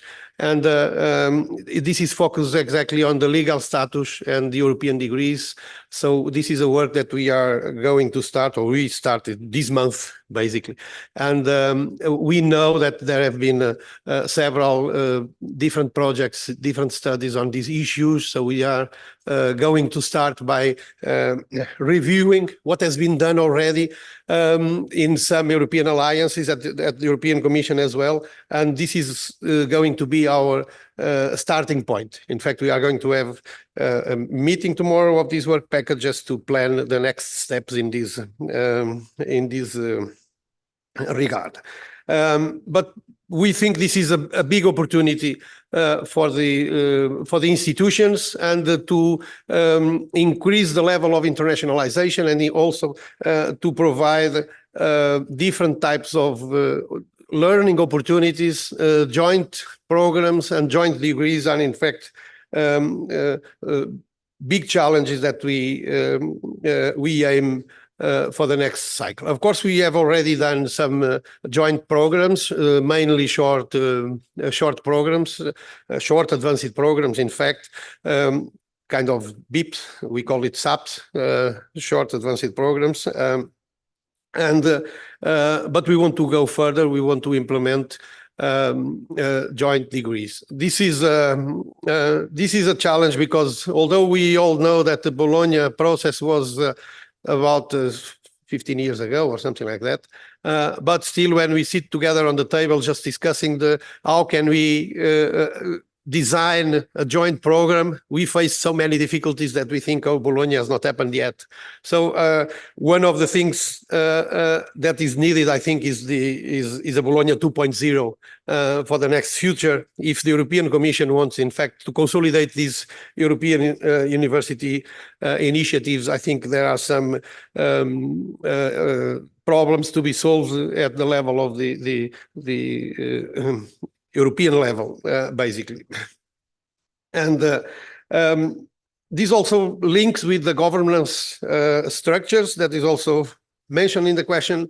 The governance structures, in fact, we have now a governance structure just defined to be implemented to operate in this as an alliance now. But if we want to go further, and if we want to operate as a single entity, of course, we need some governance structure that at the same time has some powers, and at the same time respects the autonomy of each institution.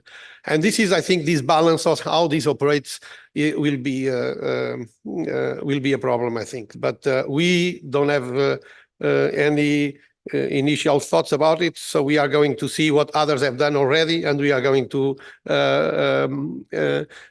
design our own governance structure. But basically it has to follow some principles, and the principle is that of course there are democratic principles inside these governance structures: participation of students, staff, teaching staff and administrative staff, stakeholders and associated partners. So this is the whole idea, that society should also be included in the governance somehow, students as well. So something similar that we have already today, but we need to ensure that everything works together. And the big challenge will be, of course, to respect the autonomy of different institutions, and they are not in the same country, so their regulatory frameworks are different. So it's something to be done.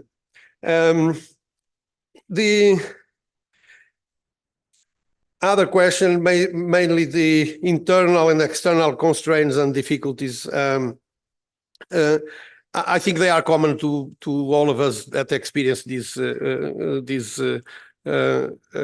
European universities. So one of the things that we face, one of the problems, in fact, and this is also an experience from the recent past, but it's common. I think it's internal communication. Internal communication is a problem, and then it reflects, of course, internal communication inside each institution, and then between the institutions themselves. We are also leaders of the work package of communication work package. We have a single, so we identify this as a big problem. So we created in this application, we created a single work package with dedicated to communication, and we have a communication manager. So we have done the communication, or we have implemented, we have planned communication as a strong strand in this European alliance, and this should be regarded very seriously, because communication problems reflect and have an impact on all the operation of the whole system, either internally or externally in terms of each institution or across different institutions. So it's a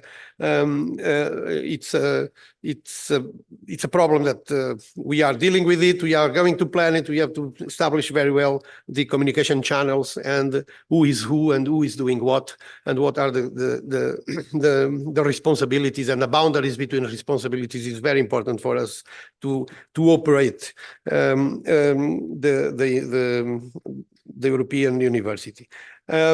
Of course, engagement of internal people, either professors and teaching and administrative staff, is also something that has work to be done internally in each institution.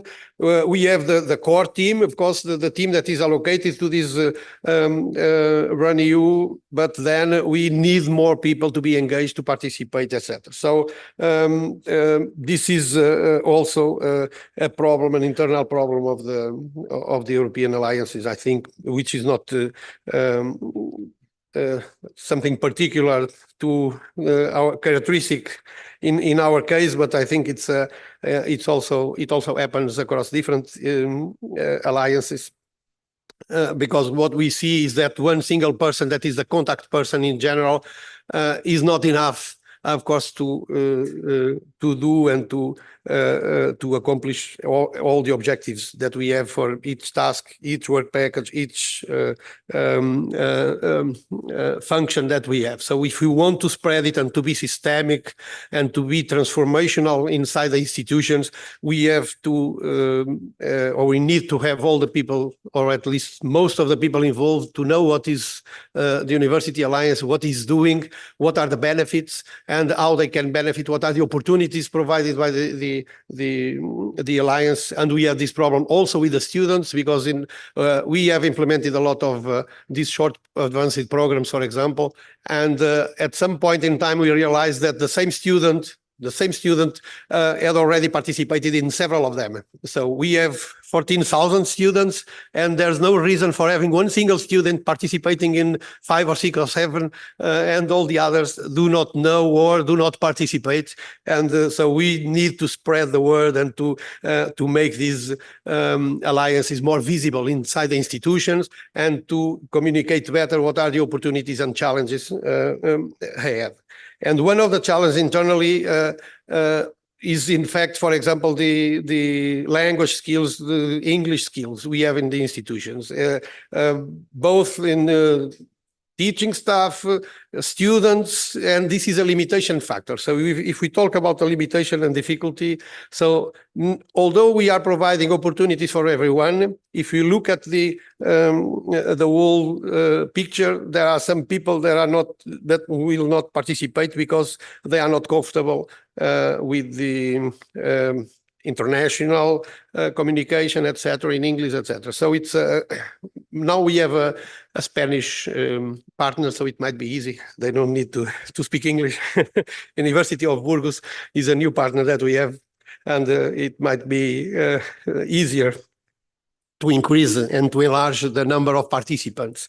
But in fact, this is something that has to be taken into account. And if we want to enlarge the potential number of people involved in the university alliances and all these activities, we also need to improve the average level of the English inside our institutions. So we need to provide either some classes, or we need to have some strategy to know where we are and what are the opportunities and the limitations to take part of these opportunities that university alliances provide. And the other thing is the other difficulty, in fact, is, and this is for the future, how are we going, and this is also common to all other institutions, how are we going to integrate these micro-credentials, for example, in our current curricula and our current degrees programs, and this also needs some transformation in the way we design these programs. So basically, I think flexibility is the key word that we need to improve in the future or in the near future in order to better benefit from these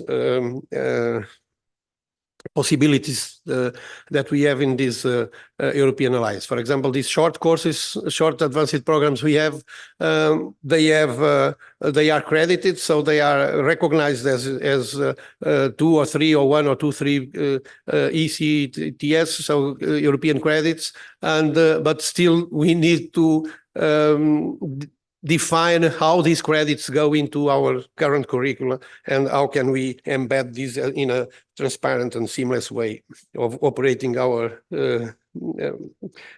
curricula and programs. So this is another probably constraint today, but not so difficult to solve in the future, but it's an issue right now. The other thing is the difference between, we have a lot of objectives in designing joint programs and joint degrees in this current cycle. But one thing is designing the joint program, the other thing is to implement the joint program, because designing and implementation is different. When we go for the implementation, we need students and staff involved. We need the courses to be operating and running, and for this we need money, and we need money for the mobility of students, mobility of staff, etc. And the European Alliance funding is not enough for this. So we have enough funding to design the joint programs, but we don't have enough money or enough funding to make them work. So the general idea, okay, you have to find some different funding sources like Erasmus Plus, generic, etc. But this is not enough. And this creates also some difficulties and differences between two different types of students, those who can go with their own funds in these mobility programs and those who cannot go, they will stay behind. So if we want to make equal opportunities with these European alliances, we need some funding, special funding for this. And in this respect, Portugal is not in the best position because there are other countries, other institutions where they put the national government puts more money in the universities that are participating in the European alliances. And in Portugal, we don't have more funding for this. So our students, in fact, are not taking equal opportunities as other students in Europe. So if the European Commission wants to guarantee that equal opportunities is a key word in this process, I think this should be this problem should be at least studied, and some mechanisms should be provided in order to minimize this different treatment in different countries and in different institutions. For example, there are institutions for 1 million euros they receive from European Commission. The government puts more, 500,000 or 1 more million. In last one, I think in Germany there were 1 more. They doubled the funding. Now this cycle is different. They reduced this doubling, but in Holland, in the Netherlands, they had for each million they had 1 more 500,000. So this creates a lot of more opportunities and easy operation of this European alliance. So the economic or socio-economic context is important because the students, they don't have all the same opportunities, and this is supposed to provide the same opportunities or equal opportunities to everyone. So basically, this is, I think, what I have to say from the past and for the future. So let's hope that this will be a success. And in fact, I think this is a very good initiative of the European Commission. And if they are very successful in the near future, so we all benefit from this and also the future generations and students. Thank you very much.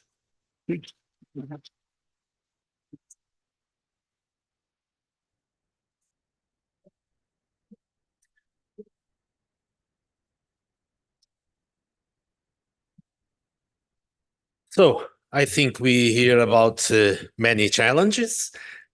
Some of them are a kind of administrative and legal challenges that are important, but I think we all know that sometimes they are also used as an excuse, okay? Because, oh, this is not our decision, we can't do this or we can't do that.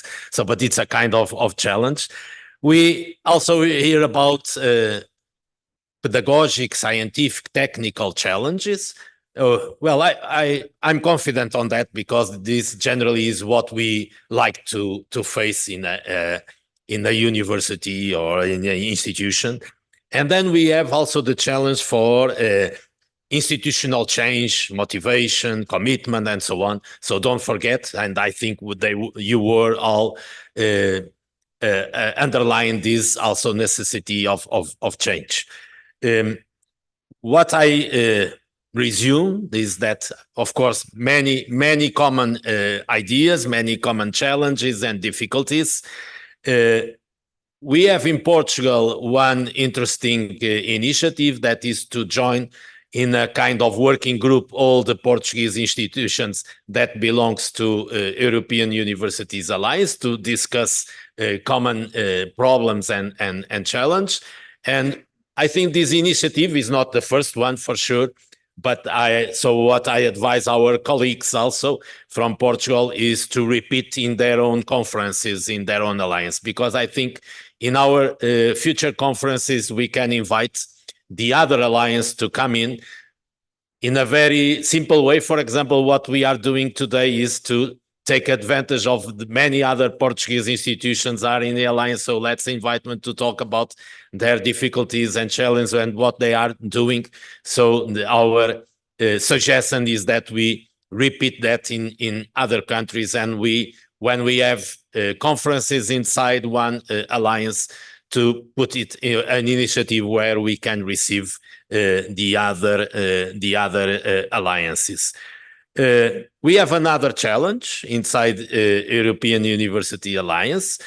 That is, I think the world is not only Europe, but fortunately, I think historically Europe is a very nice example of openness to diversity, okay? And this diversity is also included in our University Alliance challenges. In particular, what relates the need or the challenge to cooperate behind Europe and behind European Union. So that's why we took the opportunity to have the rector of UTFPR with us. Portugal can have also a very important role on that because all the other countries that speak the Portuguese language. So this is not a European alliance, but we gain to cooperate with associations, with institutions and association of institutions all over the world. So please, Rector Marcus Schiffler is rector from UTFPR, and UTFPR is part of association that integrates universities in Latin America and Caribbean. So the question is first to explain what is the association, and then also to give some insights on what you think we can cooperate with the Universities Alliance. Thank you. Thank you.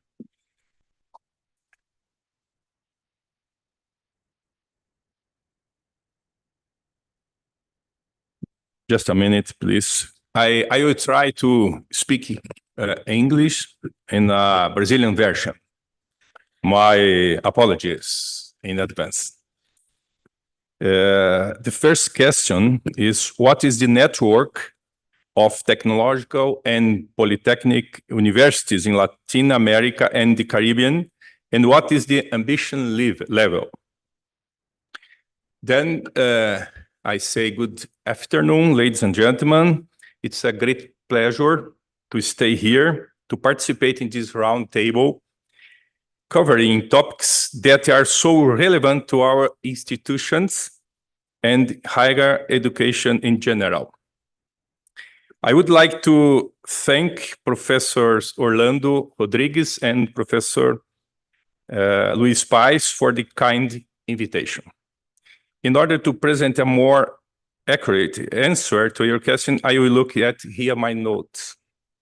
In response to this question about the Latin American and Caribbean network of polytechnic and technological universities, UTIP network, I will start by talking about the UDUALC, UDUALC.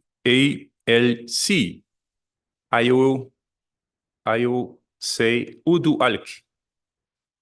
The Association of Latin America and Caribbean Universities, UDUALC in Spanish, UDUALC in Portuguese, is the largest, oldest, and most relevant network of higher education institutions in the region. Next April, the association will be 75 years old. With more than 200 member institutions, UDUALC seeks to promote diverse projects to improve education quality and interinstitutional networking in Latin America and the Caribbean. It's accredited by UNESCO as an advisor and consultative body. UDUALC brings together universities and higher education institutions into 6 regions: Andean, Central America, Caribbean, Southern Cone, Mexico, and Brazil. Currently, I play the role of Vice President of UDUALC, representing the Brazil region. UDUALC also hosts several thematic networks that organize the strengthen its work, such as the Latin American Caribbean Network of Universities Archives and the Latin American and Caribbean Network of Academic Libraries. In the present context, however, the most relevant of this is the Latin American and Caribbean Network of Polytechnic and Technological Universities, UTIP network, which brings together such institutions in the region. Through these internal networks, UDUALC sets 2 main goals as its ambition: to improve and intensify cooperation between Latin America and Caribbean universities and other institutions, both public and private, and to promoting the exchange of knowledge, experience, research, and good practices among its members, which are spread along a vast geographical area. Our organization represents a great mechanism for articulating efforts among higher education institutions in Latin America and the Caribbean region by promoting involving its members. Furthermore, it actively promotes interinstitutional integration, as it has consolidated diverse initiatives for academic exchange and student mobility among its affiliated universities. It has become an important advocate of quality improvement process in higher education, as well as of the defense of university autonomy. That's very important. and public education within the region. Therefore, the main objectives of UDWALC are: first, defense of university autonomy, integration of university in Latin America and Caribbean, internalization, and academic cooperation, also was. The internationalization of higher education with respect to interculturality investigates cooperation between affiliated universities and related international organizations. The ultimate objective is to transform them into powerful tools for the social, economical, cultural, and technological development of their countries and regions. Now I will take something about affiliation. Membership consists of titular members and public and private higher education institutions committed to the mission of education within their societies and operating on a non-profit basis. National or regional university networks, as well as cooperative and study organizations and thematic networks are also members. The second ask is, how do you feel it can be established a cooperation level between the network of technological and polytechnic universities in Latin America and the Caribbean and the European University Alliance? A cooperation between the network, UTIP, and the European Universities Alliance can be initiated through a discussion about the common goals, of course, and ambitions of both organizations. Such discussion can be facilitated by UDWALC's participation in international forums and networks, such as the International Association of Universities, Virtual Educa, or the UNESCO, International Institute for Higher Education in Latin America and the Caribbean.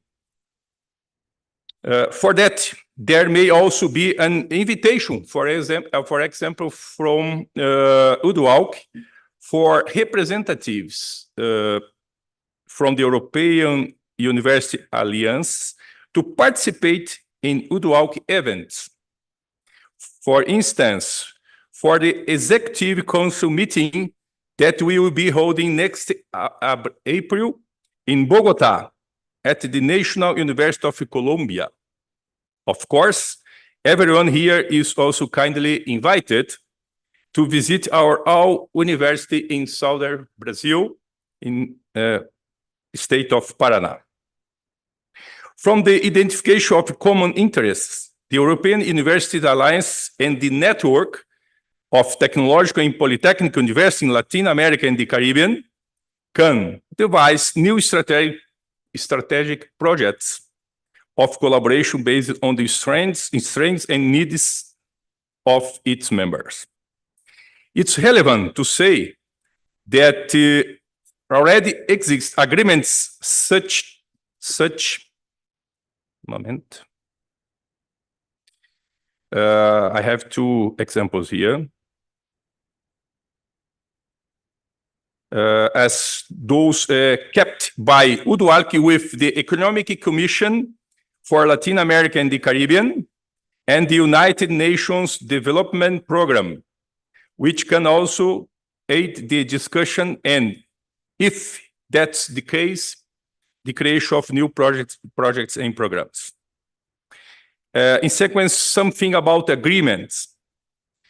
Throughout its history, the UDWALC has signed agreements, collaboration agreements, and memoranda of understanding with international and multilateral organizations. These agreements serve to outline the specificities and purpose of the collaborations, fostering an environment of solidarity, mutual benefit, and diversity among the various parties, thereby facilitating regional and international cooperation.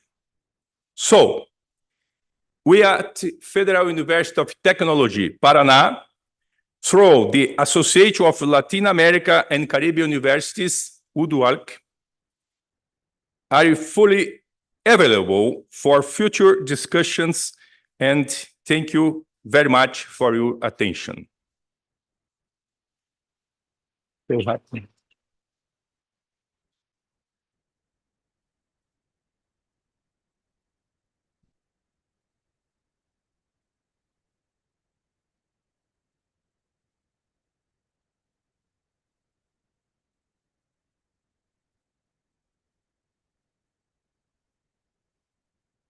Thank you very much, Rector Marco Schiffler. Well, we end it with this roundtable. We have some minutes for some questions if you want to participate. So I ask if there is someone in the audience for a question. Vera, please.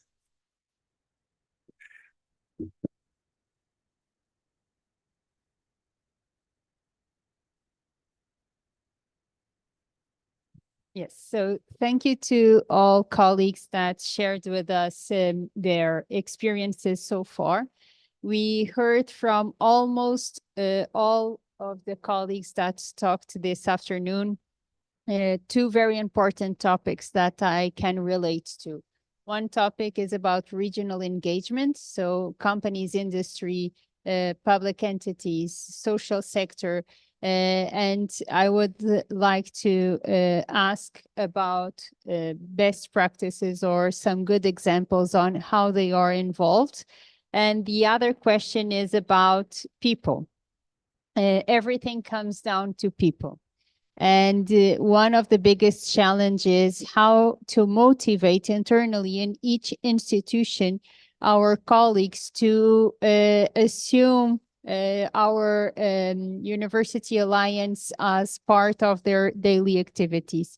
And also, I would like to ask colleagues if they have great ideas to share with us.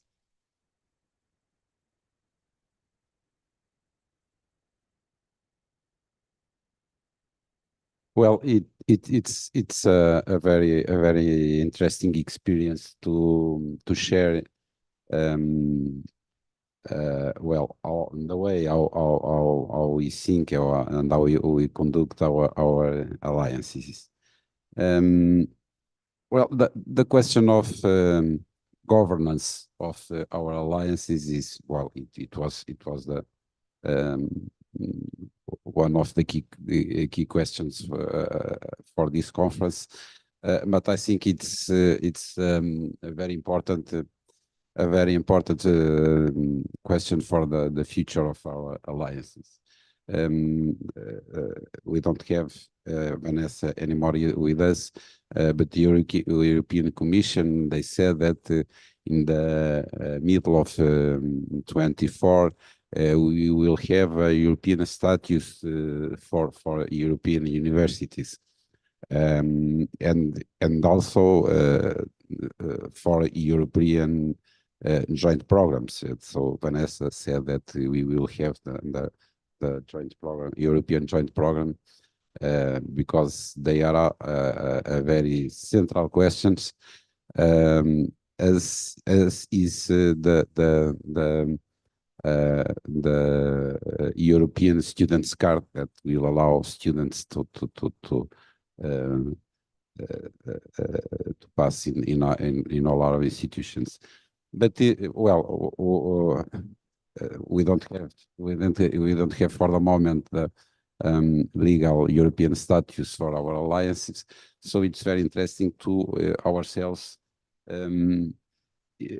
building step by step the way how we can manage our alliances. So it's very interesting, different experience. For example, you read, oh, I don't know how to pronounce, but Ildres, yeah. So you choose to have association. It's not possible to have a European association, so you choose to have association by the legal status of one state member. Well, probably it's not easy. We have some experience to participate in some associations, for example, with Spain, and it's not easy, not easy to participate as a member in an association with a legal status from other member states. So I don't know if it's easy or no to do associations like that. Anyway, well, if it is not an association legal with a legal status in all the member states, legally it will not enforce decisions for the other states. It's just as a contract. So my question is it's different to have an association or a simple contract with all the members. Also, it is very interesting to see that some as an EU, you choose to have a kind of democracy in your alliance, so allowing to change the coordination of alliance. Well, my question is, what you think it will be possible to have a kind of CEO of our alliances that with more responsibility to conduct the things day by day, because well, we have very good intentions, but if you don't have the means, the way to put this in the field, we have intentions, but not actions. So, well, some more doubts for the future of our alliance. Thank you very much.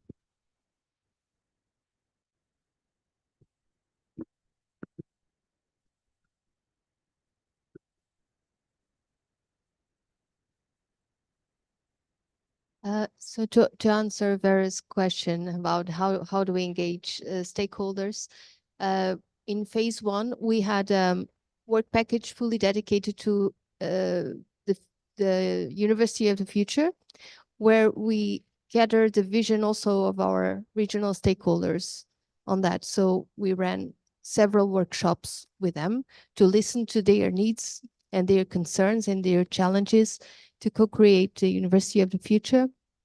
And that was taken into account when we wrote the proposal for this next phase that we started in October 2023. Also, we involved the stakeholders in most of our activities for the students, for the iLiving labs that we ran. We usually had a challenge proposed by a stakeholder that could be working along with the students during 6 to 8 weeks. For the research part, we ran 3 internal projects with some funding from our budget, and those projects had to have the involvement of at least one of the stakeholders of one of the regions. And also, we are very engaged in citizen science, so we are trying to build capacity because not everyone is used to this, to doing citizen science. And we had a conference on citizen science in Setúbal last year in June, which was very nice to bring researchers, to bring experts on this topic and to help us to better engage citizens in what we do. What else do we do? Last year, we also had a workshop in Austria just for the stakeholders. So we brought the stakeholders together to exchange experience and to co-create with us the formats that we are going to implement in the next phase. So these are a set of best practice that I can share with you. Thank you.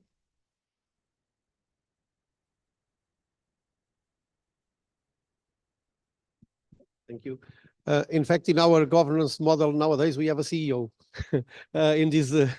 In this second cycle, we defined the CEO to ensure that all the executive, and we have an executive management board, basically, where all the work package leaders, the main strands, they are sit together.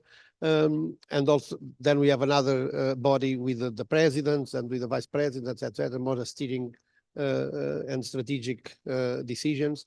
And but we have this CEO role, so we have defined it. Let's see how it will go, because it started 1 month or this month, in fact. But yeah, that's a possibility. I think we need a professional management of these alliances, because otherwise it's all part-time people doing the work, and it does not work, because this is so big now. It does not work with part-time people. So this is basically a full-time job, and it communicates with all the partners. It is always aligned with the deliverables, the objectives, if everything is on track. So it's an important role, I think. So in a future model, so we may have this CEO. And in fact, we have partners in our alliance that rather than rectors or presidents, they have a CEO. Or in fact, not rather, but they have a president or a rector, but then they have a CEO. And the CEO is the one that comes to the meeting, and the rector, for example, in Austria, one partner we have in Austria. And the rector only comes from time to time, but he is the man in charge of the whole operation. So in terms of governance, yeah, I think this might be a solution to make it operational. The other thing, the legal status, yes, it's a problem. We don't know yet what is the best solution. There are several solutions that have been studied already in European projects. We are going to review all of them in the next few months. So probably in 2 or 3 months, we will have a clear idea, or a more clear idea. But if the Commission comes with some common solution, of course, it's much better for all. Yeah. About this engagement with the companies, etc. So we have in our alliance, we have an entity called the European Innovation Hub. So where we join together partners, associated partners, and people and companies or actors from the regions, and it is supposed to bring. They are supposed to bring some problems, and these problems can be or are supposed to be solved by our students in their thesis, master or PhD thesis. So it's a kind of a driven process by the society that we are trying to implement, and this has already been done somehow in the first phase, but I would say we want to enforce it in the second phase. It's something that I think it will work, but it needs some push forward. Yeah, thank you.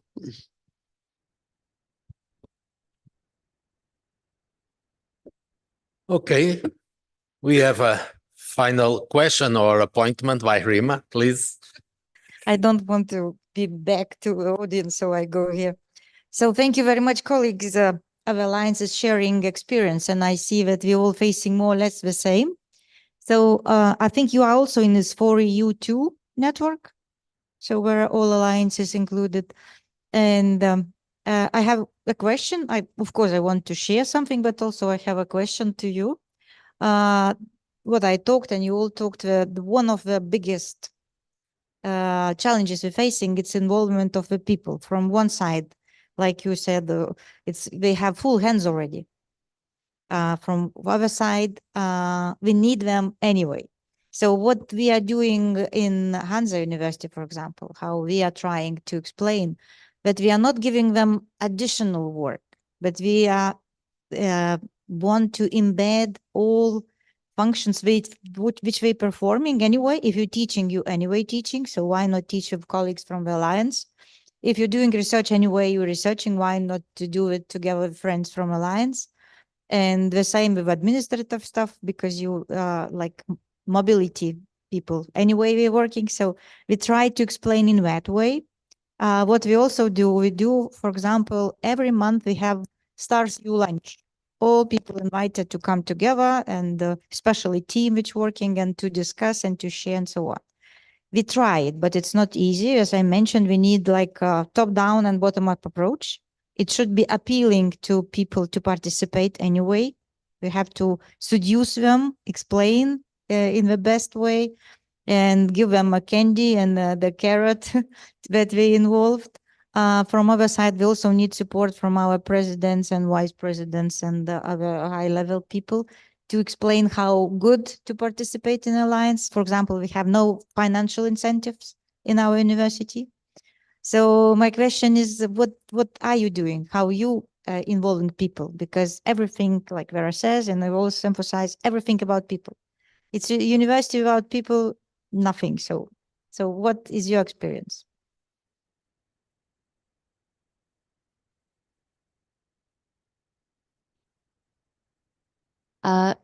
During the first phase, there was an incentive for the teaching staff.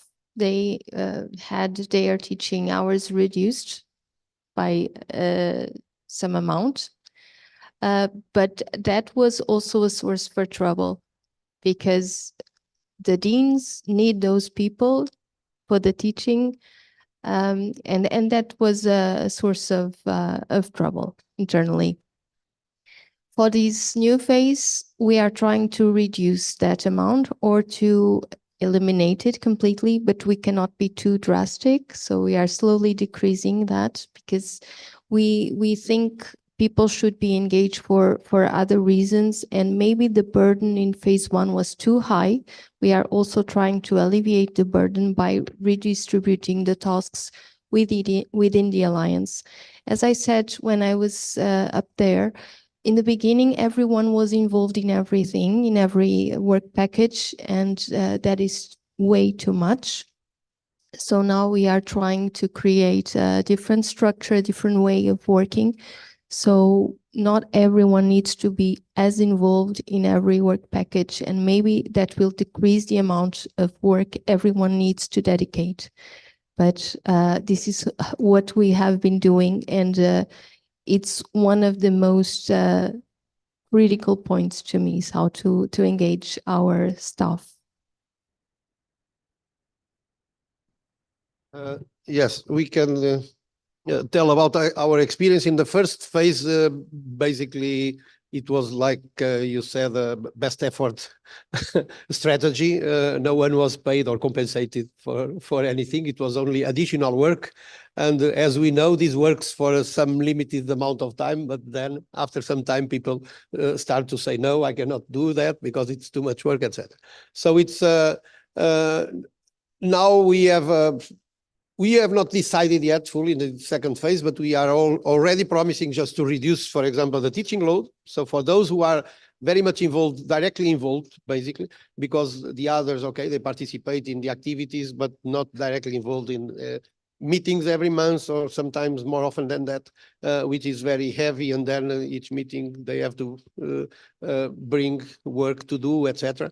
The other thing is in our regulations of performance evaluation of the teaching staff, etc. So we are going to include, we are in the process of revising our current regulations. So we are going to include somehow some mechanism to compensate in terms of their evaluation these activities, but this will take longer because this revision of this regulation is something that cannot be done in 2 or 3 months. So I don't know when this will happen, but these are more or less the two mechanisms that we have: just reducing the teaching load and compensate and having it giving it some more value in this performance evaluation of the teaching staff, and that's it, I think. Of course, there are also other benefits like traveling and going abroad for those who like it, but then you also have people who don't like it. So it's it's not a real mechanism. It's just a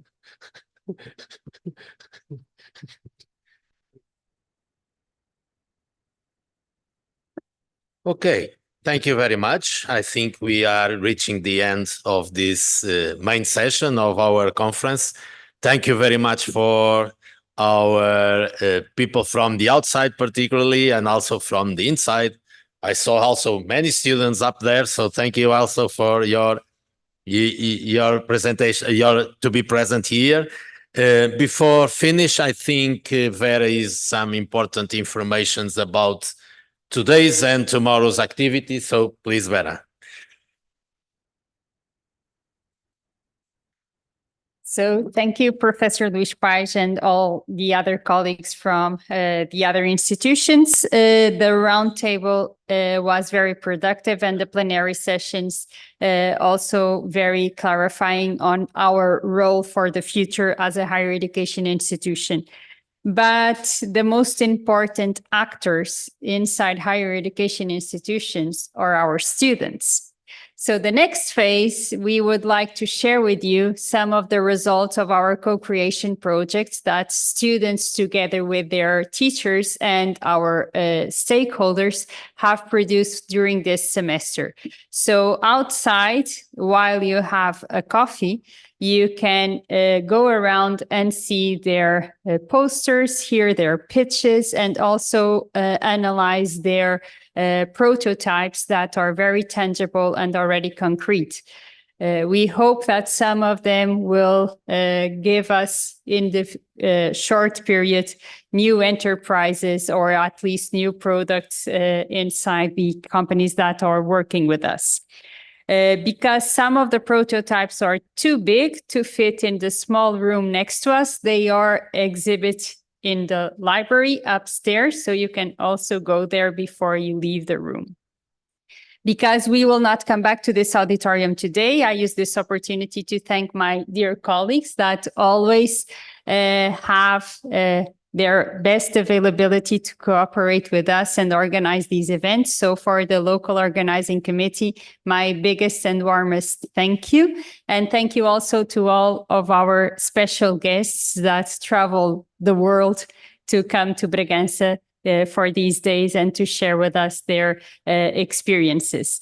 So it is our great pleasure to close the session today, and also invite those that will be here tomorrow to join us on our regional incubator, Brigantia Eco Park, to see the presentation of our current catalog of micro-credentials.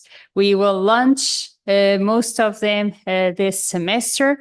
We will have with us more than 50 local companies, public sector, social sector, and also the professors from the 6 different schools that were involved in the co-design process of the micro-credentials. And that will happen tomorrow afternoon. So hope to see all of you there. Enjoy the coffee and enjoy the students' work. Thank you.